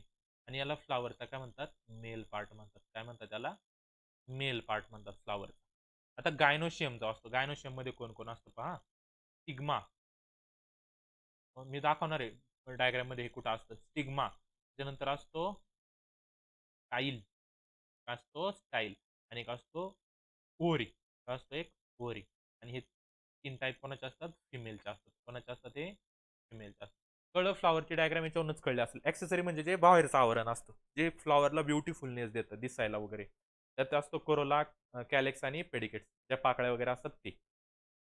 नेसेसरी मध्ये असतात मेन पार्ट. एक असतो अँड्रोशियम, गायनोशियम. अँड्रोशियम म्हणजे मेल रिप्रोडक्टिव्ह पार्ट आणि गायनोशियम म्हणजे फिमेल रिप्रोडक्टिव्ह पार्ट. मग अँड्रोशियम मध्ये येतो अँथर, फिलामेंट आणि पोलन 3 असतात. आणि गायनोशियम मध्ये असतात स्टिग्मा, स्टाईल आणि ओरी. पहा मी दाखवतो डायग्राम मध्ये कुठे. हे चार्ट काढला, याची एक स्क्रीनशॉट काढून घ्या, मी तुमच्याला लक्षात राहील. ओके. पहा मग इथे पहा हे फ्लावर आहे. हे जे खालचं दिसतं ना पहा, हे ग्रीन कलरचे इथं खाली दिसते तुम्हाला. हे पहा इथे दिले का पेडिसेल, बरोबर? त्यानंतर हे कॅलेक्स. पेडिसेल म्हणजे खालचा देठ फ्लावरचा. त्याच्यानंतर हे कॅलेक्स म्हणजे जे खाली कवरिंग असतं ना ग्रीन कलरचं, गुलाबाचं फुल पहा बाहेरून असतं पाकळ्यांच्या बाहेरून ते. आणि ज्या पाकळ्या असतात त्याला कोरोला म्हणतात. ते झाला बाहेरचा पार्ट. ओके. आता पहा मेल रिप्रोडक्टिव्ह पार्ट कोणता असतो पहा. अँथर. हे जे दिसतात ना इथं, बरोबर? याच्यात असतात पोलन आतमध्ये. तो अँथर. त्याला जोडलेलं जिथं असतं ना फ्लॉवरला असं तो छोटंसं आतमध्ये पहा, त्याला म्हणतात फिलामेंट. काय म्हणतात त्याला? फिलामेंट. आणि या अँथरच्या आतमध्ये असतात पोलन म्हणून पोलन म्हणून इथं दिलेलं नाही ते. आणि फिमेलचं पहा, हे वरती जे दिसतो ना स्टिग्मा, हा स्टिकी असतो, तिकट असतो म्हणून याला स्टिग्मा म्हणतात. हा पोलन काय करतो? धरून ठेवतो. स्टिग्मा. स्टाईल म्हणजे हे जे उभा दांडा दिसतो ना मध्ये, त्याला म्हणतात स्टिग्मा. आणि याच्या आतमध्ये मध्ये जो गोल पार्ट असतो ना त्याला म्हणतात ओरी. समजलं हे फ्लॉवरचे डायग्राम? ते तुम्हाला इथं तेच दिलेले, ते तुम्ही वाचून घ्या. इथं बघा दिले ॲक्सेसरी होल काय आहेत. मग मी तुम्हाला ते आणि नेसेसरी काय आहेत ते पण तुम्हाला इथं दिलेलं असणार आहे. इसेन्शियल, इसेन्शियल होल म्हणजेच नेसेसरी हां. नाहीतर म्हणशाल इथं इसेन्शियल दिलं मी कुठं दिलं नाही. इसेन्शियल म्हणजेच नेसेसरी आणि ॲक्सेसरी तर मी दिलेलंच आहे. समजलं? कळलं? इथं पेटल्स वगैरे दिले तुम्हाला हे वाचा. मी तुम्हाला हे एकाच चार्टमध्ये समजून सांगितलं सगळं तो पार्ट. ओके. आता पहा next. A flower is called as the bisexual. Flower सुद्धा बायसेक्शुअल असतं. कारण मी सांगितलं, की त्याच्याकडे सुद्धा मेल आणि फिमेलचे पार्ट असतात. हे जे दिसतं ना पहा इथं गायनोशियम हा त्याचा झाला फिमेल पार्ट. हा झाला फ्लॉवरचा फिमेल पार्ट. अँड्रोशियम आहे ना, ते झालं मेल पार्ट. समजलं? म्हणून इथं दिलं, की त्याला बायसेक्शुअल असतं. की बोथ होल्स दॅट इज कोणते androecium and gynoecium are present at the same flower. एकाच फ्लॉवरमध्ये जर हे 2 असतील. एक्झाम्पल आहे hibiscus. A flower is called as a unisexual. त्या फ्लॉवरला काय म्हणतात? युनिसेक्शुअल. म्हणजे काय? एकाच फ्लॉवरमध्ये मेल पण तिथंच आहे आणि फिमेल पण एकाच फ्लॉवरला आहे. त्याला युनिसेक्शुअल म्हणतात. ओके. आणि याच्या अपोझिट जर आपण पाहिलं, काय? If only androecium is present. त्या फ्लॉवरमध्ये फक्त अँड्रोशियम आहे. म्हणजे फक्त मेल फ्लॉवर आहे. आणि फिमेल फ्लॉवर दुसरीकडे आहे. तर त्याला काय म्हणतात? त्याला म्हणतात बायसेक्शुअल. काय म्हणतात त्याला? बायसेक्शुअल. तो दिलेला नाही शब्द. त्याला काय म्हणतात? बायसेक्शुअल. त्याचा एक काय पपाया. म्हणजे पहा, इथे एक फ्लॉवर आहे, इथे एक फ्लॉवर आहे. ह्या फ्लॉवरमध्ये समजा मेल पार्ट आहे, म्हणजे कोणता आपला? अँड्रोशियम. हां. आणि इथं फिमेल पार्ट आहे, त्याला म्हणतात गायनोशियम. हे लक्षात ठेवा कशाला काय म्हणतात. मग हे फ्लॉवरचं काय होतं? मेल पार्ट ह्या दुसऱ्या फ्लॉवरकडे जातो. त्याला म्हणतात बायसेक्शुअल. आणि एकच फ्लॉवर आहे. याच्यातच मेल आहे आणि याच्यातच फिमेल आहे. तर याला म्हणतात युनिसेक्शुअल. समजलं? आता पहा मी ती फ्लॉवरची डायग्राम आहे ना, त्याच्यावरून मी तुम्हाला एक्सप्लेन करतो, की नक्की याच्यात ते जे रिप्रोडक्शन असतं ते कसं होतं. पहा आपण एक छोटीशी डायग्राम ड्रॉ करूयात. मला काही एवढी चांगली डायग्राम ड्रॉ करता येणार नाही, तरी आपण ट्राय करूयात. पहा. अ, हं, सिग्मा. सिग्मा तयार केला. मग काय होतं, खाली होते ते ट्यूब येते खाली. बरोबर. थोडीशी एडी ऑफ एक डायग्राम तयार करूयात आपण. तर ही असणार आहे ओरी. तर काय असणार आहे ही ओरी. ओके. इथपर्यंत कळलं. त्याच्यानंतर पहा काय होतं. हे फिलामेंट. बरोबर. हे पण फिलामेंट. आपण फक्त नेसेसरी जे पाहिजे तेच ड्रॉ करतो हां. आणि पहा इथं वरती काय असणार आहे, तर अँथर असणार आहे ना. अँथर बायलोब असतो म्हणजे 2 लोब असतात एका व्यक्तीचे. म्हणून त्याला अँथरला काय म्हणतात? बायलोब स्ट्रक्चर म्हणतात अँथरचं. बायलोब म्हणजे 2. पहा एकमेकावर एक असे अरेंज केलेलं असतं. समजलं? आणि इथं आतमध्ये असतं ओव्हरी. ओके. मी इथे जे ड्रॉ केलेत ना, ही असते ओव्हरी. पहा आपण याला आता नावं देऊयात. हं. हा जो वरचा पार्ट दिसतोय ना तुम्हाला, कोणता? हा वरती. त्याला म्हणतात स्टिग्मा. हा काय? स्टिग्मा. रेडनीच दाखवतो मी. चालणार. हं. हा जो वरचा पार्ट आहे, त्याला म्हणतात स्टिग्मा. समजलं? आणि इथं आतमध्ये जी लाईन आहे ना, एक लाईन उभी जाते. याला काय म्हणतात? स्टाईल. ते आता कळले असेल तुम्हाला डायग्राम. याला म्हणतात स्टाईल. आणि आतमध्ये हा फुगलेला पार्ट आहे ना, त्याच्या आतमध्ये जे दिसतात काही 6 डॉट याला म्हणतात ओव्हरी. याला काय म्हणतात? ओव्हरी. हे पार्ट कळले? त्यानंतर पहा, हे जो इकडं दाखवतो. हे जे वरती बायलोब दिसते ना 2 लोब त्याला म्हणतात अँथर. त्या आतमध्ये पोलन ग्रेन्स असतात हां, अँथर ते पण दाखवतो. आणि याला म्हणतात फिलामेंट. याला काय म्हणतात? फिलामेंट. फिलामेंट काय करतं? फिलामेंटचं काम काय आहे? की अँथरला जे आपलं फ्लॉवर असतं त्याला काय करायचं? अटॅच करून ठेवायचं. आता मी तुम्हाला हे दाखवतो. काय? की आपला पोलन ग्रेन्स कुठं असतात? पहा कोणती डायग्राम मी तुम्हाला दाखवणार आहे ते पण दाखवतो. हा जो पार्ट आहे ना, फिलामेंट आणि अँथरचा, यालाच मी इथं दाखवणार आहे हां. लक्ष द्या. पहा कसं दाखवतो. हा फिलामेंट आणि त्याच्यावरती काय समजायचं हे बायलोप केलेलं असतं अँथर आहे. बरोबर? त्या अँथरच्या आतमध्ये इथं काय असतात? इथं आतमध्ये काय असतात? पोलन ग्रेन असतात. काय असायचं? Pollen grain. आता कळलं असेल तुम्हाला पूर्ण फ्लॉवरची डायग्राम. समजली फ्लॉवरची डायग्राम? ओके. चला आता नेक्स्ट पार्ट पाहूयात आता आपण. आता याच्यात काय होतं पहा. मेनी फ्लॉवर्स जे फ्लॉवर्स असतात. ओके. ते काय करतात? Have the talk for support. त्याला सपोर्टला एक टॉक असतो. त्याला पेडिसेल म्हणतात. ही सगळी इन्फॉर्मेशन मी दिलेली तुम्हाला. कशाला काय म्हणतात? इथं तुम्हाला फक्त काय सांगितलंय, की कशाला काय म्हणतात ते सगळं तुम्हाला इथं दिलेलं आहे. ओके. इथपर्यंत. त्यानंतर this may be separated or United, वेगवेगळे किंवा एका फ्लॉवरमध्ये असू शकतात मेल आणि फिमेल वाले. समजलं? Ovaries present at the basal end of the each carpel. Ovary मी दाखवली तुम्हाला पहा. बेस एंडला इथं काय असते? ओरी असते. त्या फ्लॉवरच्या डायग्राममध्ये पहा. पहा इथं खाली. त्या बेस एंडला काय असणार? इथं फ्लॉवरची ओरी असणार. समजलं? त्यानंतर पुढं पहा. A hollow style comes from the ओरी. ओरीमध्ये कोण येतो? जो हॉलो हे दिलेलं ना स्टाईल, हा कुठे येतो? ओरीपर्यंत. कुठून येतो? स्टिग्मापासून येतो. त्याचीच इन्फॉर्मेशन इथं दिली. तुम्ही ही वाचू शकता. ओके. आणि एक लक्षात ठेवा, एम्ब्रिओ सॅक फॉर्म होतं याच्यानंतर याच्यात. Ovary contains only one or more ovules. आतमध्ये एक किंवा जास्त ओव्हल्स असू शकतात. ओव्हल्स म्हणजे हे मी जे दाखवले ते ना 6 डॉट इथं, त्यालाच ओव्हल्स म्हणतात हां. ओके.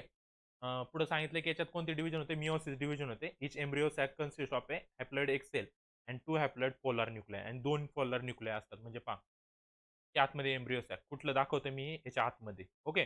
एम्ब्रिओ सॅक आतमध्ये तयार होते. याच्यात काय काय असतं पहा एम्ब्रिओ सॅकमध्ये? ते वरती 3 आणि खाली 3 आणि इथं मध्ये 2 पोलार न्यूक्लिआय असतात. किती? 2 पोलार न्यूक्लिआय असतात. कशाला काय म्हणतात पहा? जे मध्ये आहे याला काय म्हणतात? पोलार न्यूक्लिआय. बरोबर? हे झाले पोलार न्यूक्लिआय. समजलं? हे जे 3-3चा ग्रुप दाखवला ना, याला म्हणतात सिनर्जिड. याला काय म्हणतात?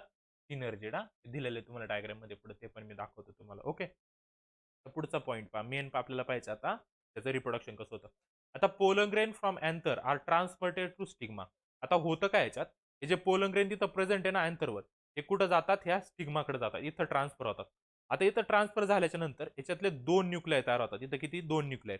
हे खाली, खाली, खाली, खाली ट्रान्सफर होतात. असे 2 न्यूक्लिआय आणि कुठं जातात? त्या ओव्हरीमध्ये जातात आणि इथं काय होतं? फर्टिलायझेशन होतं. आता त्याला डबल फर्टिलायझेशन म्हणतात. का? कारण वरतून येताना 2 मेल न्यूक्लिआय येतात. किती? 2 मेल न्यूक्लिआय येतात. म्हणजे 2 पोलार न्यूक्लिआय असतात ना याच्यात. म्हणून त्याला काय म्हणतात? डबल फर्टिलायझेशन म्हणतात. समजलं?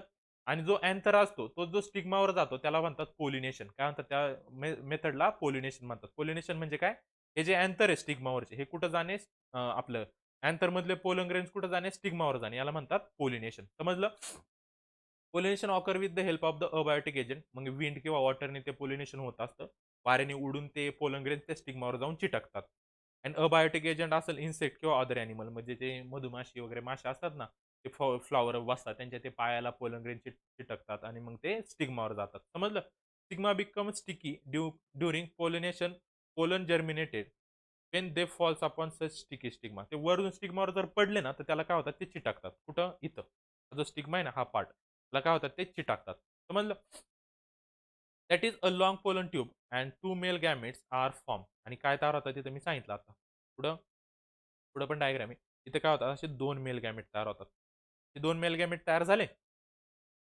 Pollen tube reach the embryo sac, आणि ती पोलन ट्यूब मग तू हां, ते झाले ते pollen tube carries male gametes. मग ती पोलन ट्यूब आहे ही मधली. त्याला आपण स्टाईल म्हटले ना, त्याच्या आतमध्ये अजून एक काय असते? एक ट्यूब असते. म्हणजे ही वायरचा स्टाईल. त्या आतमध्ये अजून एक ट्यूब असते. त्याच्यातून त्याला म्हणतात पोलन ट्यूब. हे 2 मेल गॅमेट त्याच्यातून काय होतात? ट्रान्सफर होतात पुढं, पुढं, पुढं, पुढं. समजलं? ते कुठे जातात? एम्ब्रिओ सॅकमध्ये जातात. कोणती embryo sack?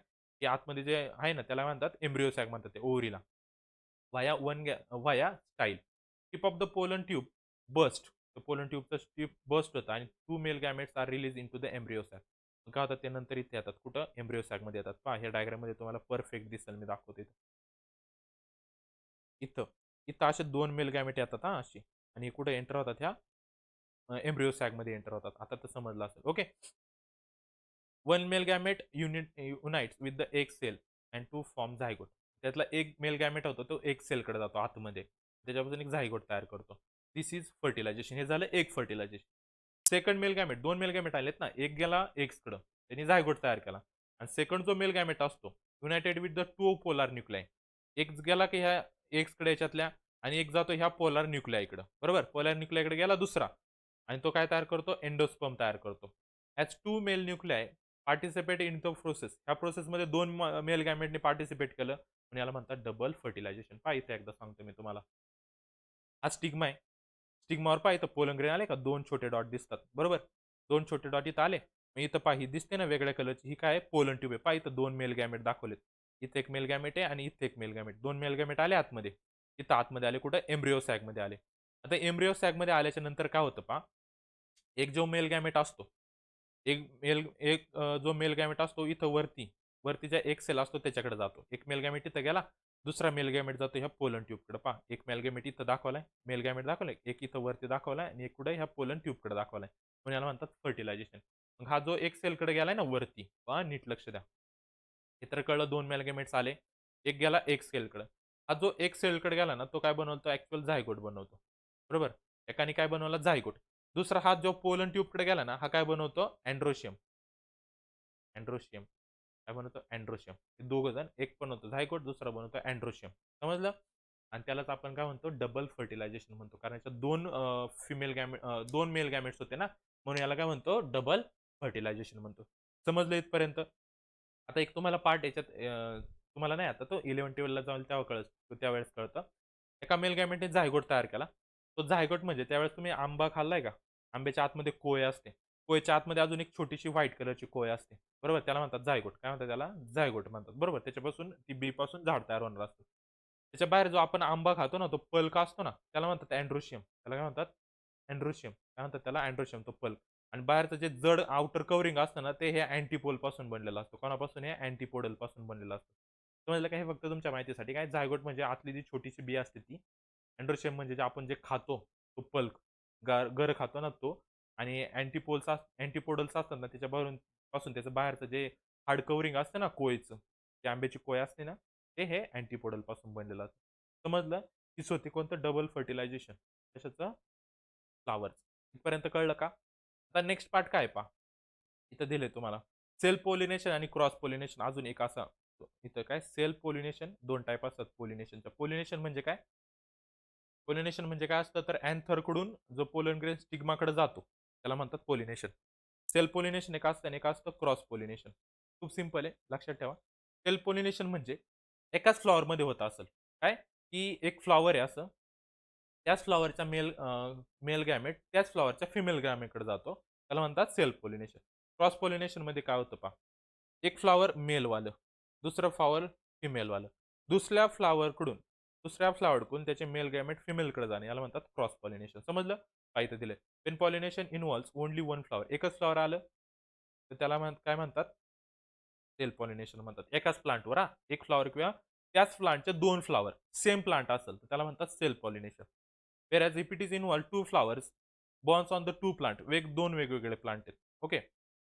Of a same species it is cross pollination. 2 वेगवेगळे प्लांट. कसं? इथे एक प्लांट आहे, इथे एक प्लांट आहे. ह्या प्लांटवरचं मेल गॅमेट ह्या प्लांटवर जर गेलं त्याला म्हणतात क्रॉस पॉलिनेशन. तसं सेल्फ पॉलिनेशनचं कसं असतं पहा. हे एक प्लांट आहे, याला शेजारी त्याच्याच प्लांटवर दुसरं फ्लॉवर आहे. तर ह्या 2 फ्लॉवरमध्ये जर झालं, तर याला म्हणतात सेल्फ पॉलिनेशन किंवा एकाच फ्लॉवरमध्ये झालं तरी त्याला काय म्हणतात? सेल्फ पॉलिनेशन म्हणतात. कळलं? सेल्फ पॉलिनेशन म्हणजे एका सिंगल फ्लॉवरमध्ये झालं तर सेल्फ पॉलिनेशन. 2 वेगवेगळ्या प्लांटचे फ्लॉवर असेल तर त्याला म्हणतो आपण क्रॉस पॉलिनेशन. समजलं? आता पहा नेक्स्ट. आता आपल्याला पाहायचं sexual reproduction in human beings. आता पहा. We have studied in the chapter of heredity आणि व्हेरिएशन. फर्स्ट चॅप्टरमध्ये काय पाहिलं? की मेनकडं XY क्रोमोझोम असतात. एक्स टाईपचा एक क्रोमोझोम असतो आणि वाय टाईपचा एक क्रोमोझोम असतो. ओके, 2 असतात. कोणाकडं? मेलकडं. नीट दाखवतो मी 2 मिनिट. तुम्हाला कारण समजलं पाहिजे. खूप ईझी आहे. काय सांगितलं मी? एक आहे मेल, ओके, आणि एक आहे फिमेल. हे तर कन्सिडर करा. मेलकडं 2 क्रोमोझोम असतात. कोणते? एक्स आणि वाय असे 2 क्रोमोझोम असतात मेलकडं. आणि फिमेलकडं तसे एक सिंपल सिंगल क्रोमोझोम असतात एक्स आणि एक्स. हे 2च असतात पण सेम टाइपचे असतात. कोणते? एक्स आणि एक्स. तसं मेलकडे एक एक्स असतो, एक वाय असतो. Okay. Reproductive system with specific organ develops in the body of men and woman due to the sex chromosome only. हे जे मेल आणि फिमेलमध्ये एकच डिफरन्स आहे. मेल कसा म्हणतात की त्याच्यात 2 वेगवेगळे क्रोमोझोम असतात. फिमेलमध्ये 2 सेम क्रोमोझोम असतात. समजलं? इथं दिले पहा एक्स क्रोमोझोम प्रेझेंट असतो मेनमध्ये आणि अँड वुमन नाही. X chromosome is present in main and woman where as Y chromosome is present in the main only. हां. एक्स क्रोमोझोम दोन्हीकडे पण असतो. कुठं? मेनकडे पण असतो, मेलकडे पण असतो आणि फिमेलकडे पण असतो. तसं वाय क्रोमोझोम हा फक्त कुठं असतो? मेलकडे असतो. हेच इथे दिलेलं आहे. समजलं का? वी शॅल स्टडी एक पॉइंट मला सांगायचा आहे. पुढे पण येणार आहे. जे आपण म्हणतो ना, जो बेबी तयार होतो तो बॉय असेल की गर्ल असेल, हे कशावर डिपेंड असतं तर हे जो वाय क्रोमोझोम आहे ना याच्यावर डिपेंड असतो. समजलं? जर हां, त्यावेळेस तर तुमच्या माहितीसाठी सांगतोय नीट लक्ष द्या. काय? मेल गॅमेट आहे. त्याच्याकडे काय एक्स वाय क्रोमोझोम आहे, हे कन्सिडर करा. हा झाला मेल, हा फिमेल आहे, त्याच्याकडे एक्स वाय. आता हा काय करणार आहे, आता एक लक्षात ठेवा, हा जो एक्स असतो ना, बरोबर का, हा जो एक क्रोमोझोम असतो ना, याच्याकडे 23 आणि याच्याकडे 23 असे 46, याच्याकडे 23 याच्याकडे 23 असे टोटल 46 असतात. मग याच्यात पण कसं असणार आहे पहा, हा जो एक्स आहे याच्याकडे 23 आहे, हा वाय याच्याकडे 23. नीट कन्सेप्ट समजून घ्या, लगेच कळेल समोरचं पण. इथं पण 23, इथं पण 23. हा कोण आहे, हा फिमेल आहे, हा फिमेल गॅमेट आहे आणि हा मेल गॅमेट आहे, हे लक्षात ठेवा. आता ज्यावेळेस काय होतं, यांचं फ्युजन होतं, फर्टिलायझेशन. समजा काय केलं, दोन कंडिशन तयार झाल्या. कोणत्या दोन कंडिशन आहे त्या मी नीट समजून सांगणार आहे, नीट लक्ष द्या. ओके, पहा, फर्स्ट कंडिशन, मेलने काय दिलं, मेलने रिप्रोडक्शन करताना एक्स दिला. मेलने काय दिला, एक्स दिला, असं नाही, थोडंसं तिरपा दाखवत आपण. काय केलं, त्या मेलने दिला याच्याकडून एक्स, मेलने काय दिला, एक्स क्रोमोझोम दिला. कधी, फर्टिलायझेशन होताना, ज्यावेळेस ते नाही का हॅप्लॉइड सेंड करतात. मी मगाशी चार्टमध्ये दाखवलं होतं तुम्हाला. हा इथं दाखवतो मी, लागलं तर परत तुम्हाला चार्ट. पहा इथं, त्यावेळेस मेलने एन देतो आणि फिमेल सुद्धा एन देतो ना. हा एन म्हणजे एक त्याचा एक हॅप्लॉइड दिला. समजा मेलने एक्स दिला, कारण मेलकडे एक्स आणि वाय असे दोन आहेत. मेलने एक्स दिला, फिमेल तर एक्सच देणार आहे, कारण फिमेलकडे काय दोन्ही पण एक्स आहे. त्यावेळेस मेलने एक्स दिला आणि फिमेलकडून तर एक्सच येणार आहे कंपल्सरी, कारण फिमेलकडे वाय नाहीच आहे. एक्स एक्स आला तर काय होणार आहे, ती जो बेबी असणार आहे ती असणार आहे गर्ल. ती काय असणार आहे, गर्ल. झाली एक कंडिशन. तर दुसरी कंडिशन पहा, समजा मेलने दिला वाय, मेलने दिला वाय आणि ह्या फिमेलने दिला एक्स. फिमेलने काय दिला, एक्स, कारण फिमेलकडून कंपल्सरी एक्सच येणार आहे. हा वाय एक्स आला तर तयार होणारा का असतो, बॉय. तयार होणारा बेबी का कोण असतो, बॉय असतो, हे लक्षात ठेवा. समजलं का. मुलगी कधी होते आणि मुलगा कधी होतो, कधी, त्यावेळेस दोन्ही पण एक्सेस क्रोमोझोम, म्हणजे मेलनी पण एक, हा मेलनी पण एक्स दिला, फिमेलने एक्स दिला, तर काय होणार आहे, गर्ल होणार आहे. त्यावेळेस ह्या मेलनी वाय दिला आणि फिमेल तर कंपल्सरी एक्सच देणार आहे, तर काय झाला, बॉय तयार होतो. समजलं का हे, कळलं का. हा कन्सेप्ट तुम्हाला तुमच्या माहितीसाठी सांगितलं. ओके, आता पहा पुढं. फर्स्ट व्हायचं आपल्याला ह्युमन मेल रिप्रोडक्टिव्ह सिस्टीम. आता ह्युमन मेल रिप्रोडक्टिव्ह सिस्टीम मध्ये काय काय असतं पाहूयात आपण पटपट. Mail reproductive system of human consist of the testis. काय काय असतं पहा, नीट लक्ष द्या. ह्युमन मध्ये काय काय असतं, मेल रिप्रोडक्टिव्ह सिस्टीम मध्ये काय काय इन्व्हॉल्व होतं. Testis, various ducts and glands. Okay, testis are present in the scrotum. आता टेस्टिस कुठं असतं पहा, हा जो स्कॉटमचा पार्ट दिला ना एवढा आतमध्ये, हे जे बाहेरचं नाही का, हे असं कवरिंग दिले पहा, पूर्ण दिलेलं नाही ते डायग्राम मध्ये. हे बाहेरची ब्लॅक कलरची लाईन दिसते ना, हे स्कॉटम आहे. स्कॉटमच्या आतमध्ये ह्या बाजूला, एका बाजूला एक टेस्टिस असते, या बाजूला एक टेस्टिस असते, दोन टेस्टिस असतात. Outside the abdominal cavity, testis contain numerous seminiferous tubules. त्या टेस्टिस असतात ना, त्याच्या आतमध्ये खूप ट्युब्युल्स असतात, बरोबर. Germinal epithelium present in the tubules divide by the meiosis to produce sperm. इथं मिओसिस होते आणि टेस्टिस मधून काय तयार होतं पहा, इथं टेस्टिसच्या आतमध्ये स्पर्म तयार होतो आणि हा स्पर्म, ही जी डक्ट दिसते ना, ही डक्टने ट्रॅव्हल होऊन कुठे येतो, इथे येतो. कुठं, इजेक्ट्युलेट डक्ट मध्ये येतो आधी, नीट लक्ष द्या. Though sperm are send forward through the various tubules. त्या ट्युब्युल्सने काय होतं, स्पर्म सेंड होतात त्या बाजूने पण आणि ह्या बाजूने पण, कारण दोन टेस्टिस असतात. Sequence of those tubules is as red testis was effervescent, epidermis was differences, ejaculatory duct and the urinogenital duct. कुठून कुठं जातात ते सांगितले आपल्याला. जे स्पर्म तयार झाले, बरोबर, टेस्टिस मध्ये काय झाले, स्पर्म तयार झाले. इथं स्पर्म तयार झाले, इथं काही स्पर्म तयार होणार आहे, इथं काही स्पर्म तयार होणार आहे. हे कुठून कुठं जाणार आहेत पहा. फर्स्ट कुठं जातात तर इथं दिले पहा, सिक्वेन्स दिला त्यांचा ॲज रेड टेस्टिस. कुठे गेला, रेड टेस्टिस म्हणजे इथं वरती टोकाला येतात. आता रेड टेस्टिस मधून कुठे गेल्या, त्या व्हॉसिफर्वेशन मध्ये गेल्या पहा. व्हॉसिफर्वेशन म्हणजे ही जी नळी दिसते ना, ही ट्युबुल, त्याला म्हणतात व्हॉसिफर्वेशन. कुठपासून, ही पूर्ण त्याला म्हणतात व्हॉसिफर्वेशन मध्ये गेलं इथपर्यंत स्पम. इथं स्पम गेला, हा ते मी रफ करतो. स्पम कुठे गेला, त्या ट्यूब मधून असा ट्रॅव्हल होतो, ते पुढे गेला. कुठून पहा, इथं तयार झाला, इथून इथं गेला, इथून इथं नाही, इथून खालून जरी गेला तरी असा खालूनच, वरती नाही. इथं स्पर्म तयार झाला, त्या व्हॉसिफर्वेशन मध्ये गेला. व्हॉसिफर्वेशन मध्ये गेला त्याच्यानंतर पुढे कुठे जातो पहा, इपिडायमेसिस मध्ये जातो. पुढे जातो इपिडायमेसिस मध्ये. इथं थोडासा सिक्वेन्स चुकीचा दिलाय. पहिलं काय पाहिजे, इपिडायमेसिस पाहिजे फर्स्ट. फर्स्ट काय पाहिजे, मी परत सांगतो पहा. फर्स्ट इपिडायमेसिस पाहिजे आणि मग काय पाहिजे, हॉस इफर्वेशन. पहा इथं स्पर्म तयार झाला, फर्स्ट जातो ह्या इपिडायमेसिस मध्ये, बरोबर होतं आपलं. तिथून जातो हा, नंतर हॉस इफर्वेशनमध्ये. वॉस इफर्वेशनमध्ये गेला, त्यानंतर तो जातो वॉज डिफरन्सिएशनमध्ये. म्हणजे ह्या ट्यूबचे दोन टाईप. खालच्या बाजूचा वॉस इफर्वेशन हा कुठे गेला, वरती पहा इथं दिले का वॉज डिफरन्सेस मध्ये ह्या ट्यूबमधून पुढे गेला, इथपर्यंत आला स्पम. मग जातो तो इजॅक्युलेटरी डक्टमध्ये. पहा इथं खाली दिसतंय ना दोन बाजूला असं दिसतंय का हार्ट शेपचं, हे इजॅक्युलेटरी डक्ट आहे.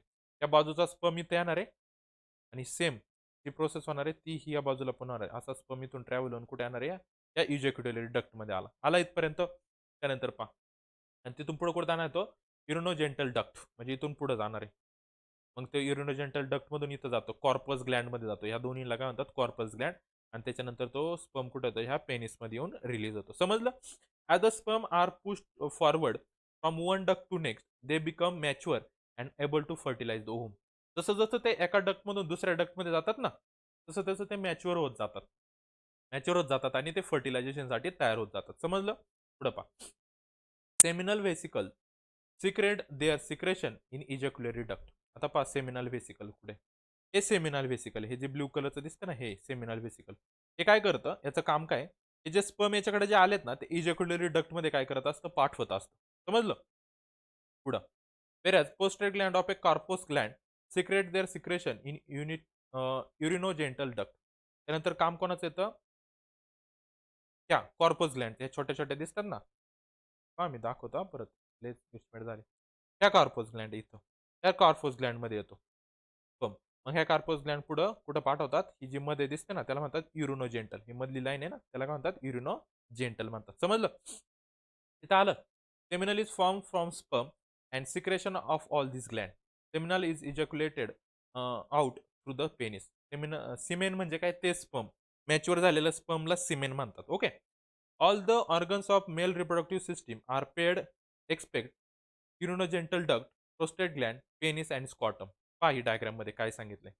ही जी मेल रिप्रोडक्टिव्ह सिस्टीम आहे, याच्यात सगळे पेअरमध्ये असतात. टेस्टिस पेअरमध्ये, त्याची ट्यूब पेअरमध्ये, सेमिनल व्हेसिकल पेअरमध्ये, त्याच्यानंतर इजॅक्युलेटरी डक्ट सुद्धा पेअरमध्ये दोन दोन आहेत. कॉर्पस ग्लँड सुद्धा काय आहेत, पेअरमध्ये. फक्त कोण पेअरमध्ये नसतं, युरोनोजेंटल हा पेअरमध्ये नसतो. पेनिस पेनिस जे असतं ते पेअरमध्ये नसतं. त्याच्यानंतर अजून आपल्याला इथं सांगितलं होतं की पोस्टेट ग्लँड आणि स्कॉटम. हे स्कॉटम असतं, स्कॉटम दिसतं ना, हे पूर्ण एकच कवरिंग असतं दोन्हीला, ते पेअरमध्ये नसतं, एकच असतं. समजलं. हे झाले आपली मेल रिप्रोडक्टिव्ह सिस्टीम. मेलमध्ये काय तयार होतो, आपल्याला काय फक्त लक्षात काय ठेवायचा, मेल काय सिक्रेट करतो, स्पर्म सिक्रेट करतो. तोच मॅच्युअर होऊन त्यालाच काय म्हणतात, सिमेन म्हणतात. काय म्हणतात, सिमेन. एवढंच लक्षात ठेवा. समजलं. नेक्स्ट पहा आता, ह्युमन फिमेल रिप्रोडक्टिव्ह सिस्टीम. आता फिमेल रिप्रोडक्टिव्ह सिस्टीम कशी असते पहा. All organ of female reproductive system are in abdominal cavity. हे कुठं असतात, ॲबडोमिनल कॅव्हिटीमध्ये असतात, म्हणजे पोटाच्या.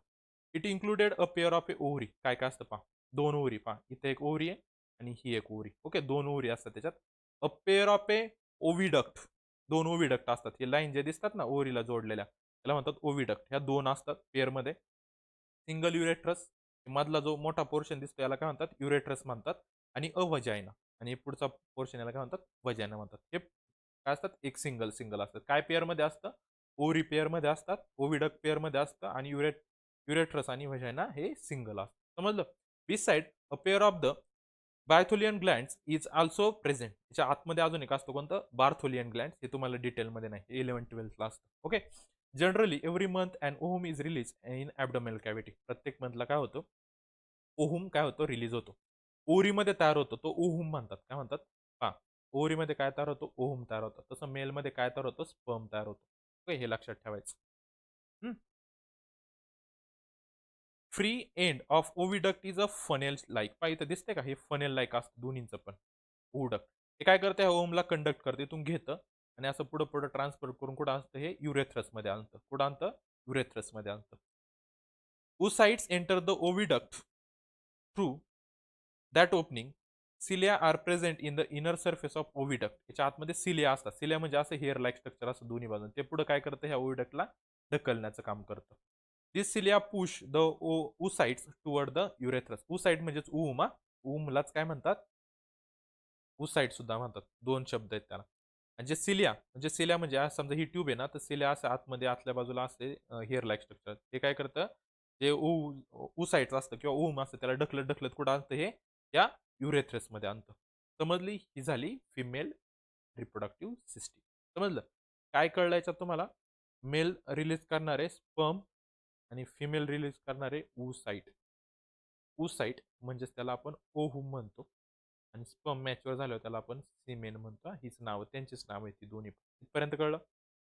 नेक्स्ट पहा. काय होतं आता फर्स्ट स्टेप झाली आपली गॅमेट फॉर्मेशन झालं. गॅमेट फॉर्मेशन म्हणजे काय? मेलमध्ये स्पर्म तयार झाले म्हणजेच सिमेन तयार झाले आणि फिमेलमध्ये oocyte तयार झाले म्हणजेच काय तयार झालं? ओव्हम तयार झालं म्हणजे त्याला एग्स पण म्हणतात. बरोबर हे झालं गॅमेट फॉर्मेशन. आता पाहायचंय हां, हे झालं काय गॅमेटचं फॉर्मेशन झालं इथं दिले. Both gametes that is sperm and ovum are form by the meiosis. Meiosis डिव्हिजनने दोन्ही तयार झालं. Sperms are produced in the testis of the men from beginning of the maturation प्युबिडरी टिल डेथ. कुठपर्यंत पहा. हे लक्षात ठेवा जे मेल असतात त्यांच्यात हे स्पर्म तयार व्हायला सुरुवात होते 12 टू 13 इयर पासूनच सुरुवात होते. ते त्यांच्या डेथपर्यंत तयार होत असतात मरेपर्यंत मेलमध्ये हे लक्षात ठेवा. हवेवर इन केस ऑफ वुमनमध्ये पहा at the time of the birth there are 2 to 4 billion immature oocyte. काय हे झालं मेलचं कळलं. आता फिमेलमध्ये कसं असतं याच्यावर थोडंसं लक्ष द्या. फिमेलमध्ये ज्यावेळेस फिमेलचा बर्थ होतो म्हणजे गर्ल होते तयार ज्यावेळेस तिचा बर्थ होतो ना तेव्हा तिच्या बॉडीमध्ये 2 टू 4 मिलियन काय तयार होतात oocyte तयार होतात स्टार्टिंगलाच ओम आधीच तयार होतात in the ovary of the female foetus. Okay and oocyte mature and it release from the ovary every month. प्रत्येक मंथला याच्यातल्या काही काही oocytes काय होत असतात रिलीज होत असतात. Okay from the beginning of the maturity up to the age of the menopause म्हणजे ऍक्च्युली ते एज असतं 45 इयर्स. 45 इयर्सच्या नंतर फिमेलच्या बॉडीमध्ये oocytes तयार होत नाही. अप्रॉक्सिमेटली दिले आपल्याला 45. कमी जास्त होऊ शकतात एक 5 वर्ष मागं पुढे होऊ शकतं. 50, 45, 40 असं तयार होऊ शकतो तिथपर्यंत. तसं मेलचं काय ॲट द टाइम ऑफ डेथपर्यंत त्याच्यात काय तयार होतात स्पर्म तयार होत असतात. तसं फिमेलमध्ये 45 टू 50च्या एजपर्यंतच काय तयार होत असतात ते oocyte म्हणजेच ओव्हम तयार होत असतात. हे लक्षात ठेवा.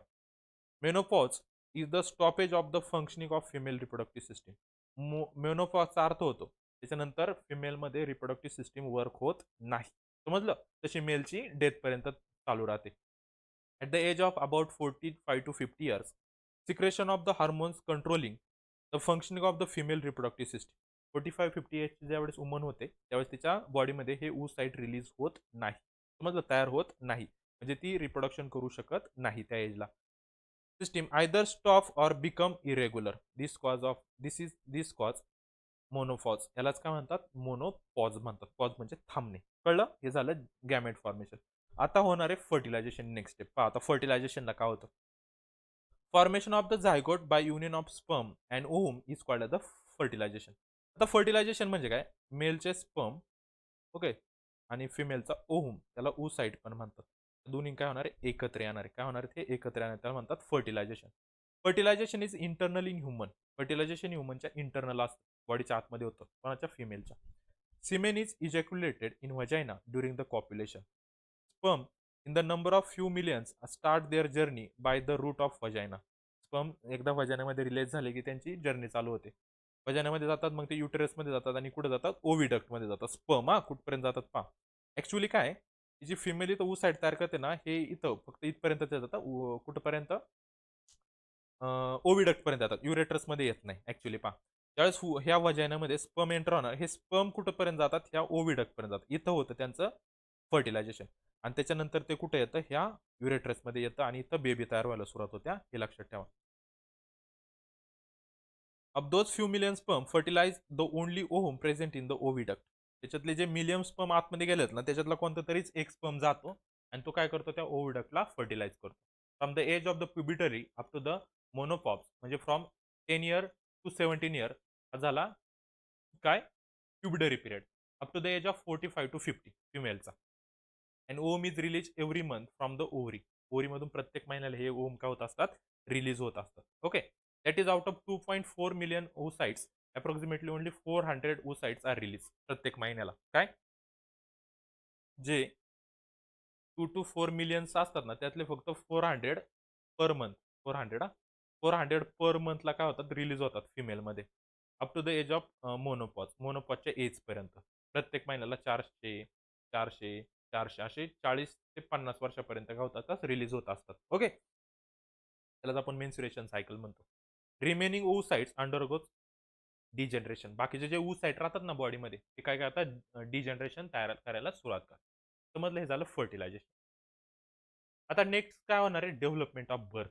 काय तयार होणार आहे? बेबी तयार होणार आहे. आता पहा काय झालं. मेलने जो स्पर्म रिलीज केला होता व्हजाइनामध्ये तो आणि वुमनचा ओव्हम यांचं काय झालं फर्टिलायझेशन झालं. हे आता आपण पाहिलं. त्याच्यापासून तयार काय होणार आहे झायगोट. आपण आधी चार्टमध्ये पण पाहिलं तर ते पाहून घ्या. करता एन आणि हा एन झायगोट तयार झाला इथं पहा. म्हणजे आपला बेबी तयार व्हायला सुरुवात झाली.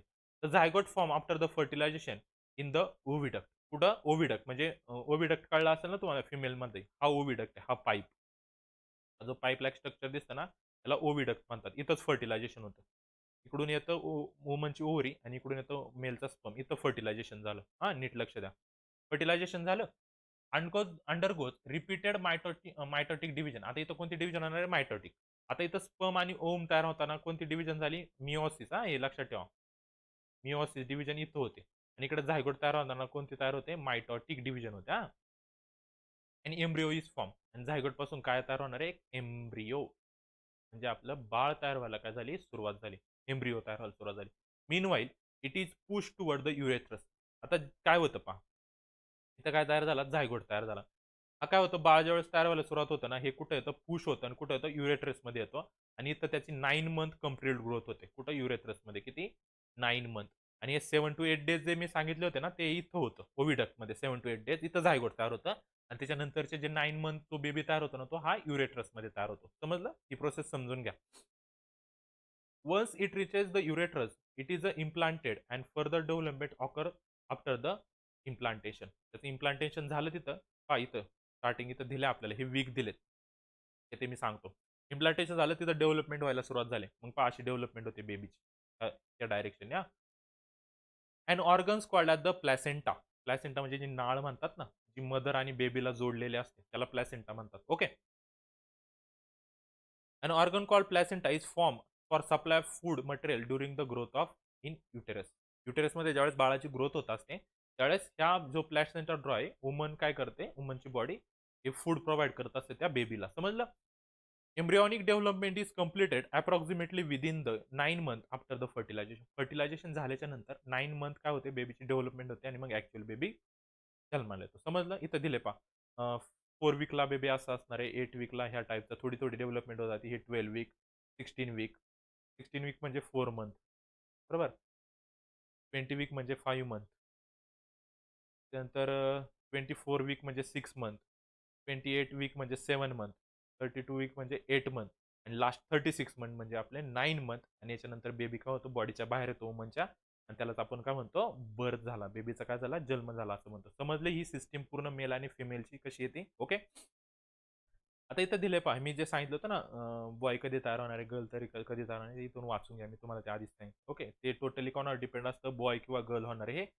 मेनवर डिपेंड असतं मेलवर डिपेंड असतं की बॉय होणार आहे की गर्ल होणार आहे समजलं का ते वुमनवर डिपेंड नसते कारण वुमनमध्ये एक्स एक्सच असतात ती एक्सच देते तसं मेलमध्ये असते एक्स वाय याने जर वाय दिला आणि फिमेलने जर फिमेलचा तर एक्स येणार आहे तरच काय तयार होणार आहे बॉय तयार होणार आहे अदरवाईज गर्ल तयार होते सिंपल वुमनचा एक्स मेलचा एक्स काय होणार आहे गर्ल हे लक्षात ठेवा लागतं इथे तर परत ड्रॉ करून देतो तुम्हाला समजण्यासाठी हा पहा काय सांगतो होतो मी हे नाही नाही ग्रीन कलर नाही दिसत नाही का पहा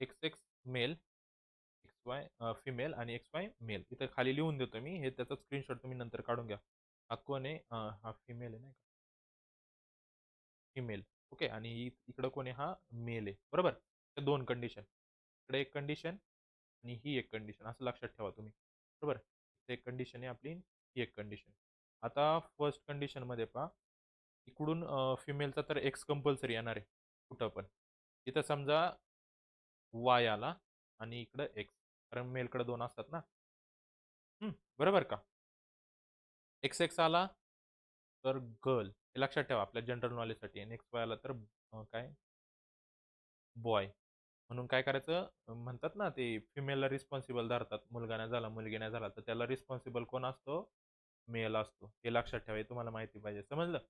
पुढे पहा आता मेन्स्ट्रुएशन सायकलचा स्टडी करायचा. ते मी सांगितलं होतं, की अ, अ, ज्यावेळेस वुमनचा बर्थ होते, मुलगी जन्माला येते, तिच्या आतमध्ये 2 to 4 मिलियन oocytes तयार झालेले असतात. आधी oocyte म्हणजेच ओव्हम एग्ज तयार झालेले असतात.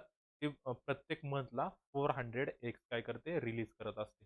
प्रत्येक मंथला. असं कोणत्या एजपर्यंत 40 to 50 एजची होते तोपर्यंत. तोपर्यंत हे 2 to 4 मिलियन संपून जातात.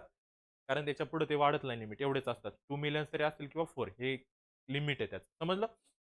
आता female reproductive system undergoes some changes at प्युबिडरी. प्युबिडरी म्हणजे कोणता माहिती का पिरियड? 12 to 13 years. त्याला प्युबिडरी म्हणतात. 12 ते 13 वर्षाची मुलगी म्हणतो ना आपण, त्याला प्युबिडरी पिरियड म्हणतात. समजलं? प्युबिडरी.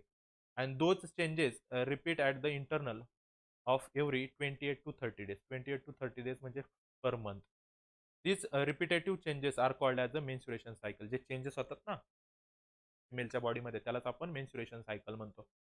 मेन्स्ट्रुएशन सायकल हां, ही नोट विचारली जाते इम्पोर्टंट नोट आहे. नीट लक्षात ठेवा. Menstruation cycle is a natural process. ही एक नॅचरल प्रोसेस आहे. Control by 4 hormone. 4 हार्मोन ही सायकल कंट्रोल करत असतात. हे तुम्हाला ज्यावेळेस हा क्वेश्चन विचारला जाईल, हे 4 हार्मोन तुम्हाला तिथं लिहिलेच पाहिजे. कोणते 4 हार्मोन आहेत ते पहा. फर्स्ट आहे those 4 hormones are first hormone दिलाय तुम्हाला follicle stimulus hormone FSH. Short form मध्ये लक्षात ठेवा काय फॉलिकल स्टिम्युलेटिंग हार्मोन एक. दुसरा आहे इथं झाकला गेला पहा. दुसरा हार्मोन कोणता आहे तर ल्युटेनिझायनिंग हार्मोन त्याला LH म्हणतात.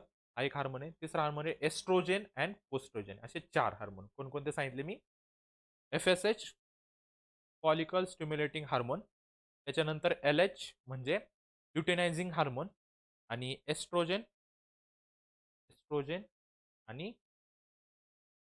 प्रोजेस्टेरॉन. हे 4 हार्मोन मेन्स्ट्रुएशन सायकलला कंट्रोल करतात. हे लक्षात ठेवा मेन इम्पॉर्टंट पार्ट. हे 4 हार्मोन मेन्स्ट्रुएशन सायकल कंट्रोल करतात.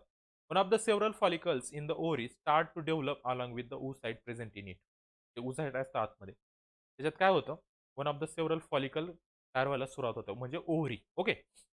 Under the effect of follicle stimulating hormone. कोण जबाबदार आहे तर फॉलिकल स्टिम्युलेटिंग हार्मोन फर्स्ट तो काय करतो ओव्हरी तयार करतो. This developing the follicle secrete oestrogen. या डेव्हलपमेंटमध्ये काय होतं तो एस्ट्रोजन सिक्रेट करतो. म्हणजे काय तयार झाला एस्ट्रोजन सिक्रेट झाला याचा अर्थ ओव्हरी तयार झाल्या. Okay. Endometrium of the uterus starts to develop. Endometrium तयार होतो. एंडोमेट्रियम म्हणजे काय मी दास सांगतो नीट लक्ष द्या. एंडोमेट्रियम काय असतं तुम्हाला समजलं पण पाहिजे. पहा हे जे युटेरस असतं ना एंडोमेट्रियम ज्यावेळेस इकडून काय होतात एग्ज रिलीज होतात. एग्ज रिलीज झाले वुमनचे ते कशाची वाट पाहतात तर स्पर्मची वाट पाहत असतात. त्यासाठी ते काय करतात युटरेसच्या आतमध्ये एक असं एक कवरिंग तयार करतात. काय करतात कवरिंग तयार करतात. त्यालाच काय म्हणतात एंडोमेट्रियम म्हणतात. समजलं? और regenerated under the effect of oestrogen. कोणत्या हार्मोन सांगतं त्याला एस्ट्रोजन हार्मोन सांगतं की ते ऑल तयार करायला सुरुवात करा. एंड्रोमेट्रियम तयार करा. ओके. का तर आता एग्ज येणार आहेत. ते कोण सांगतं एस्ट्रोजन सांगतं. Meanwhile developing follicle complete its development. तोपर्यंत फॉलिकल डेव्हलप झाले. ओव्हरी डेव्हलप झाल्या. It burst under the effect of luteinising hormone. त्याला बस्ट कोण करतं हे ल्युटेनायझिंग हार्मोन बस्ट करतं. And oocyte is release. आणि ह्या ओव्हरी ज्या आहेत ना इथं इथून ह्या काय होतं ओव्हम रिलीज व्हायला म्हणजे oocyte रिलीज व्हायला काय होते सुरुवात होते. दिस इज कॉल्ड द ओव्हुलेशन. त्याला काय म्हणतात ओव्हुलेशन. ओव्हुलेशन म्हणजे काय त्या ओव्हरीमधून ओव्हम रिलीज होणे त्याला म्हणतात ओव्हुलेशन. नीट वाचा आहे. Remaining tissue of the burst follicle forms the corpus luteum. Corpus luteum start to secrete progesterone. आणि मग कॉर्पस ल्युटियम काय करतं पोस्ट्रोजन सिक्रेट करायला सुरुवात करतं. Endometrial glands secrete their secretion under the effect of progesterone. म्हणजे जे एंडोमेट्रियम ग्लँड आहे ते काय करतात त्या पोस्ट्रोजन सिक्रेट झाल्यामुळे ते पण सिक्रेट व्हायला सुरुवात करतात. Such endometrium is ready for implantation of embryo. एंडोमेट्रियमचं काम काय बाळ तयार करायला सुरुवात करणे. एंडोमेट्रियम कधी पण स्पर्म त्याच्याशी फर्टिलाइज झाल्याच्या नंतर तो फक्त काय करतो एक अशी वॉल तयार करून ठेवतो कुठं युटेरसमध्ये. आपण पाहिलं तर नाही इकडून हे ओव्हिडक्ट येतात ओव्हरी असते अशी इकडून ओव्हरी असते बरोबर का. इथं युटेरस असते. युटेरसच्या आतमध्ये जी वॉल तयार होते ना ते एम्ब्रिओ बेबीसाठी एक कव्हरिंग तयार करतं ते. Implantation of embryo. आता होतं काय पहा पुढं ही डायग्राम ही काढा तुम्ही if oocyte is not fertilise within 24 hours. आता काय झालं इथं मी एक मला ती डायग्राम पण नाही काढता येत. ही 2 ओव्हरी आणि त्याला हे ओव्हिडक्ट आहे. असं थोडंसं घ्या आता समजून. हे ओव्हिडक्ट आहे. इथं युटेरस. समजलं? इकडं व्हजायना अशी. ओके. आता काय झालं इथं त्या ओव्हरीने काय केले oocyte रिलीज केले. ते इथं वेट करतात. पुढून पण काय करणार आहे? वेट करणार आहे. किती? 24 तास वेट करतात. किती? 1 दिवस वेट करतात. Corpus luteum become inactive and transform into the corpus albicans. इथं असतो कॉर्पस ल्युटियम. ते कशात कन्व्हर्ट होतं? Corpus albicans. कॉर्पस ल्युटियम कुठं असतं? ओव्हिडक्टमध्ये असतं. एवढंच लक्षात ठेवा. तुम्हाला एवढं डीपमध्ये नाही. Due to this secretion of estrogen and progesterone stop completely. Estrogen आणि प्रोस्ट्रोजनचं सिक्रेशन काय होतं? स्टॉप होतं. Okay. Endometrium start to degenerate in absence of these two hormones. मग हे 2 हार्मोन्स येत नाहीत. बरोबर. Tissue of degenerating endometrium and utilizing ovum are discarded out through the vagina. मग काय होतं? आता जे एस्ट्रोजन आणि पोस्ट्रोजन असतात, ते काय असतात? सेक्स हार्मोन आहेत ते. कोणाची वाट पाहत असतात? स्पर्मची. पण स्पर्म आल्याचं नाही. स्पर्म जर आलं नाही, तर हे काय होतात? याचं सिक्रेशन काय होतं? स्टॉप होतं. कोणाचं? एस्ट्रोजन आणि पोस्ट्रोजनचं. याचं सिक्रेशन स्टॉप झालं तर काय होतं? जो एंड्रोमेट्रियम असतो, तो काय करतो? त्याने जे तयार केलेलं असतं ना आतमध्ये वॉल, ती जनरेट व्हायला सुरुवात होते. तुटायला सुरुवात होते. आणि तीच नंतर कुठं जाते? व्हजायनामध्ये जाते इथून. इथं फुटली, तुटली, कुठं जाते? व्हजायनामध्ये. This is accompanied with the continuous bleeding. त्याच्यामुळे काय होते? कंटिन्युअस ब्लिडिंग होते. Bleeding continue approximately for 5 days. Approximately 5 डेजपर्यंत ही ब्लिडिंग होत असते. जे ब्लिडिंग म्हणजेच काय? जे आतमध्ये जो एम्ब्रिओ तयार झालेला असतो ना, ती सॅक, सॅक म्हणजे कव्हरिंग तयार झालेलं असतं ना, तेच तुटतं. त्याच्यातच ती ब्लिडिंग होत असते. समजलं? This is called as a menstruation. यालाच काय म्हणतात? मेन्स्ट्रुएशन म्हणतात. समजलं असं मला वाटतं आता सिंपलमध्ये. 1-2 वेळा हा व्हिडिओ पहा किंवा वाचा तुम्ही बुकमध्ये. तुम्हाला हे समजून जाईल. समजलं? नेक्स्ट काय दिलंय पहा. Unless the oocyte is fertilize and embryo is implanted. जर oocyte फर्टिलाइज झालंच नाही आणि एम्ब्रिओ तयारच झाला नाही. This process is repeated every month. ही प्रोसेस प्रत्येक मंथला तयार होत असते. हे इकडून ओव्हिडक्ट येणार आहे, ते वेट करणार आहे तर स्पर्मचा, नाही आला ते ब्रेक होणार आहे आणि व्हजायना थ्रू ब्लिडिंगनी बाहेर जाणार आहे. प्रत्येक मंथला. आता समजा काय झालं हां, इकडं oocyte आला, इकडून ओव्हरीकडून. इथं व्हजायनामधून स्पर्म आला. आता हे वेट करणार आहे 24 अवर्स इथं. स्पर्म इथं आला, यांचं जर फर्टिलायझेशन झालं, तर ही जी तयार झालेली वॉल असते ना, ही तुटत नाही. त्याच्या आतमध्ये काय होतं? बेबी तयार व्हायला सुरुवात होते. त्यावेळेस ती ब्लिडिंग होत नसते. समजलं? If the embryo is implanted, repetition of this cycle is temporary stop. He temporary stop होते. किती? 9 मंथपर्यंत ती सायकल स्टॉप होते, मेन्स्ट्रुएशन सायकल. oocyte रिलीज होत नाही त्या 9 मंथमध्ये. समजलं? Stop till the parturition and thereafter periods of breastfeeding. Menstruation cycle is a natural process and the woman experiences several pains during this period. Sever weakness is felt due to the heavy bleeding. Heavy bleeding मध्ये weakness पण येऊ शकतो. This is higher possibility of the infection to during the this oral period. याच्यात infection होण्याचे सुद्धा chances असतात. Due to all such reason there is a need of rest along with the special personal hygiene. म्हणून या 5 डेजमध्ये काय गरजेचं असतं? तर रेस्ट करणं खूप गरजेचं असतं. समजलं? स्पेशल हायजीन्स म्हणजे काय? स्वच्छता. ओके. आता पहा नेक्स्ट पाहायचं आपल्याला. हे कळलं तुम्हाला मेन्स्ट्रुएशन सायकल. आता पुढचा पॉइंट आहे पहा. Reproduction and the modern technology. हे सिंपल आहे आता पहा. रिप्रोडक्शन जे होत असतं त्यात काही मॉडर्न टेक्नॉलॉजी वापरले जातात. कोणकोणत्या मॉडर्न टेक्नॉलॉजी ते आपल्याला इथं पाहिजेत पहा. Many couples cannot have children due to the various reason. काही कपल्स जे असतात त्यांना चिल्ड्रन होत नाही. काही रिझन्स असतात. इन केस ऑफ वुमन, वुमनच्या इन केसमध्ये जर तिची इरेग्युलेटरी असेल, कोणतं मेन्स्ट्रुएशन सायकलमध्ये इरेग्युलेटरी असेल, oocyteच वेळेच्या वेळी तयार होत नसेल, तर त्यावेळेस पण बेबी होत नाही. Difficulties in oocyte production. बरोबर? Obstacles in oviduct. कधी-कधी जो ओव्हिडक्ट असतो ना, त्याच्यात मध्ये काहीतरी ऑब्स्टॅकल्स आलेले असतात. त्याच्यामुळे इथं जे oocyte आलेत ना, ते पुढे रिलीजच होत नाही. समजलं? Difficulties in plantation in uterus. युटेरसमध्ये काही प्रॉब्लेम असू शकतात. आणि many of the reasons are responsible for this. ते असू शकतात. असतातच असे नाही हां. काही 5% 10% ह्युमन असतात त्यांच्यातच हे प्रॉब्लेम होऊ शकतात. ते पण कशामुळं? ते आपण अन्न खातो ना लहानपणापासून, त्याच्यात जे सवयी असतात ना, त्याचा परिणाम याच्यावर होत असतो. Absence of sperm in semen. आता हे झालं फिमेलचं. मेलमध्ये काय होऊ शकतं? स्पर्म अब्सेन्स असेल, स्लो मूव्हमेंट असेल स्पर्मची. Anomalies in the sperm are the reason in case of a male. हे मेल म्हणजे स्पर्म योग्य प्रमाणात नसतील, मॅच्युअर स्पर्म नसतील, काउंट कमी असेल त्यांचा. Okay. But now with the help of the advance medical techniques. आता मेडिकल टेक्निक्स अवेलेबल आहेत. एक्झाम्पल आहे दिलं इथं IVF. IVF मध्ये इन विट्रो फर्टिलायझेशन म्हणतात त्याला. त्याच्यानंतर surrogacy, sperm bank, the children couple can have a child. काय करू शकतात? चाइल्डलेस जे कपल असतात त्यांना चाइल्ड होऊ शकतो. त्याचे 3 टेक्निक कोणते? आय-व्ही-एफ, सरोगसी आणि स्पर्म बँक. ओके. आता ते आपल्याला स्टडी करायचं आहे. नक्की हे आय-व्ही-एफ काय आहे? सरोगसी काय असतं? आणि स्पर्म बँक काय आहे? ओके. शॉर्टमध्ये आपण त्याचा स्टडी करणार आहे पहा. आय-व्ही-एफ म्हणजे ते टेस्ट ट्यूब बेबी वगैरे तयार करतात ना, सेम तसं असतं. इन दिस टेक्निक आय-व्ही-एफमध्ये काय जातं? Fertilization is brought about in the test tube. Test ट्यूबमध्ये फर्टिलायझेशन केलं जातं. Okay. And the embryo form. Embryo कुठं? टेस्ट ट्यूबमध्ये आधी काय केला जातो? एम्ब्रिओ तयार केला जातो. इज इम्प्लांट आणि नंतर तो इम्प्लांट केला जातो कुठं? वुमनच्या युटेरसमध्ये. आता युटेरस कळलं असेल कुठं असतं पहा मी दाखवतो. इथं समजून सांगतो मी तुम्हाला पहा.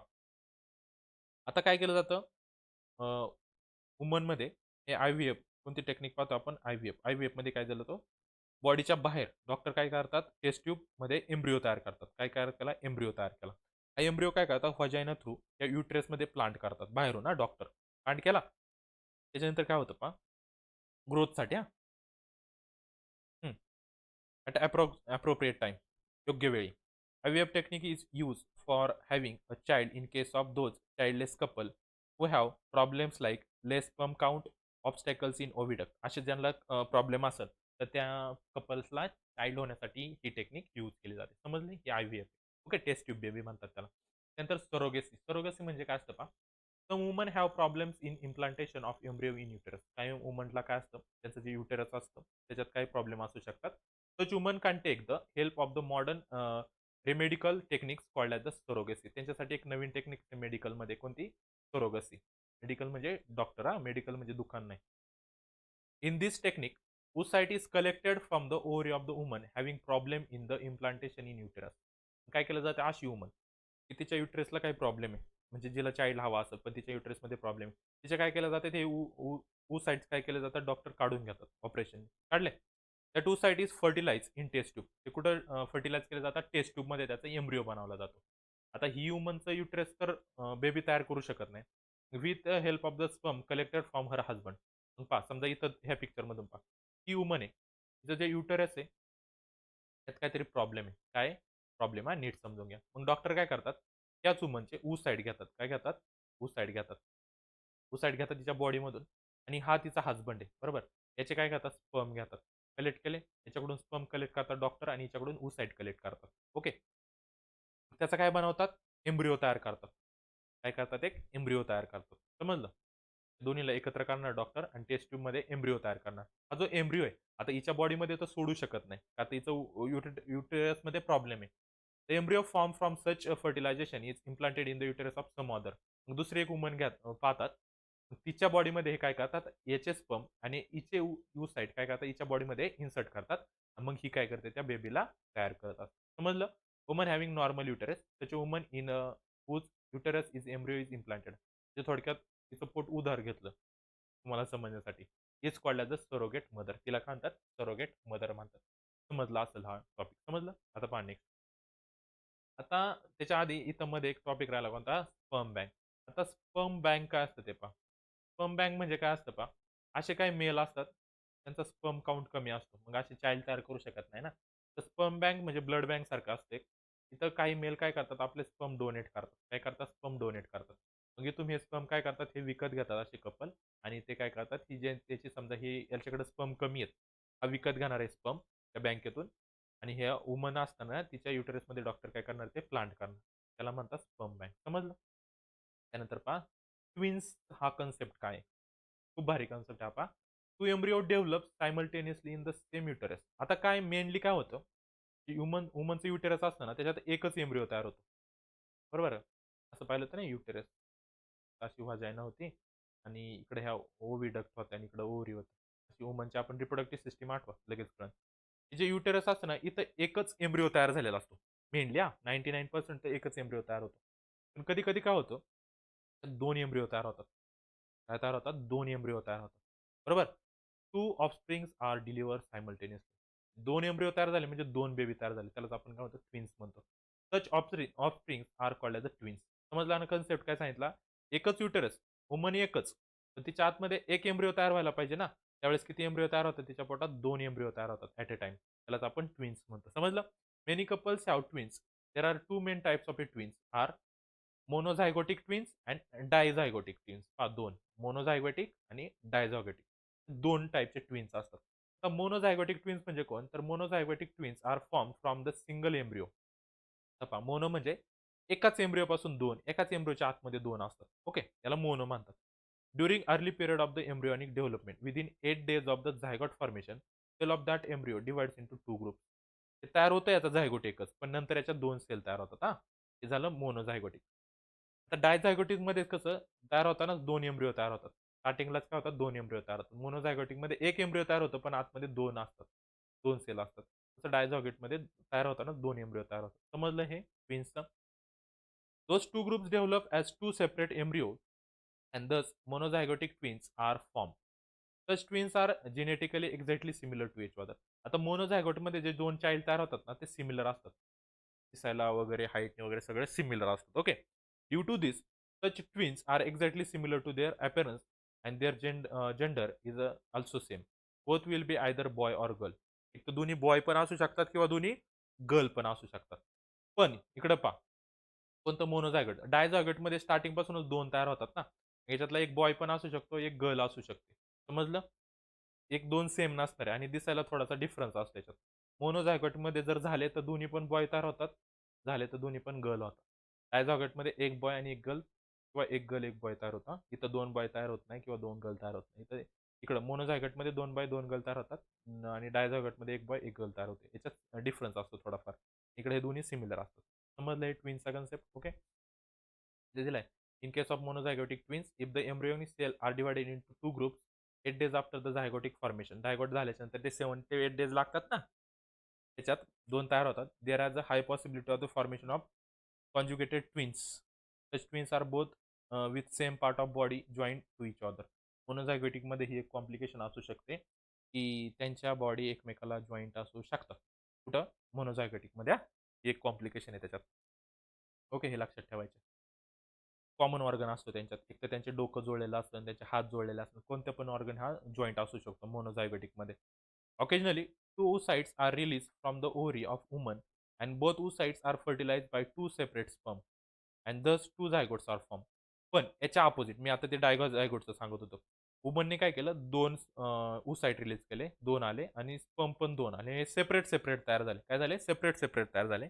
तर दोन सेपरेट एम्ब्रिओ तयार होतात. Form two zygotes, and both of these embryo are separately implanted in the uterus. आणि युटेरसमध्ये पण ते दोन लांब लांब होतात. मग अशांचे ऑर्गन्स जॉईंट होत नाही. पण मोनोसाइटमध्ये कसं असतं, एकाच्या त्याच्यात दोन असतात ना, तर हे जॉईंट होण्याचे कॉम्प्लिकेशन जास्त असतात. होतं होतंच असं नाही, पण ते डिपेंड असतं. हे लक्षात ठेवा मोनोझायगोटमध्ये. तसं डायझॉगेटिकमध्ये अशी कॉम्प्लिकेशन नसते. डायझॉगेटिक ट्विन्स हे कंप्लिटली डेव्हलप होतात वेगवेगळे. Such twins are genetically different and may be same of different by gender. जेंडरने का मे बी सेपरेट पण असू शकतं. हां, इथं जे सांगितलं ना तुम्हाला आता डायझॉगट आणि मोनोझायगोटचं, इथं पण बॉय बॉय होऊ शकतात आणि गर्ल गर्ल पण होऊ शकतात. पण चान्सेस थोडे कमी असतात इथं. समजलं? तसं मोनोझायगोटिकमध्ये चान्सेस जास्त असतात, पण त्यांचे ऑर्गन काय होऊ शकतात, कनेक्ट असू शकतात. तिथं पण होऊ शकतं. बॉय गर्ल पण होऊ शकतं. दोन्हीकडे पण होऊ शकतं. काही प्रॉब्लेम नाही. बॉय बॉय पण होईल किंवा बॉय गर्ल पण होईल किंवा गर्ल गर्ल सुद्धा होऊ शकतं. तसं डायझॉगेटमध्ये सुद्धा बॉय बॉय होऊ शकतं, गर्ल गर्ल होऊ शकते, बॉय गर्ल होऊ शकतो. समजलं? दोन्हीकडे पण सेम होऊ शकतं. फक्त डिफरन्स काय, की मोनोझायगोटिकमध्ये जास्त कॉम्प्लिकेशन असतात, की त्यांचे ऑर्गन चिटकू शकतात, एकत्र असू शकतात, कॉमन ऑर्गन असू शकतो. तसं जे डायझायगोट पाहिलं, त्याच्यात हे सेपरेट असतात. ओके. हा डिफरन्स लक्षात ठेवा ट्विन्सचा. ओके, कळला हा पार्ट. आता लास्ट पॉइंट आहे आपल्याला पाहिजे रिप्रोडक्टिव्ह हेल्थ काय असते पहा. A person's state of a being physical, mental and social strongness is called as the health. Health म्हणजे काय? हेल्थ म्हणजे तो चांगला आहे, त्याला आजारी नाही असं नाही. तो फिजिकली पण स्ट्रॉंग पाहिजे, मेंटली स्ट्रॉंग पाहिजे आणि सोशली सुद्धा तो स्ट्रॉंग पाहिजे. समजलं? म्हणजे बाहेरच्या लोकांशी पण तो चांगला वागणारा असला पाहिजे, तरच त्याला काय म्हणतो, हेल्दी म्हणतो आपण. ओके. तसं आपल्याकडं आपण म्हणतो, की हेल्दी म्हटलं, की काय म्हणतो आपण, की तो बॉडी वगैरे त्याची चांगली आहे. पण तो जर लोकांशी चांगलं वागत नसेल, तर त्याला आपण हेल्दी पर्सन म्हणत नाही. समजलं? तो फिजिकली पण स्ट्रॉंग पाहिजे, मेंटली पण स्ट्रॉंग पाहिजे आणि सोशली पण स्ट्रॉंग पाहिजे.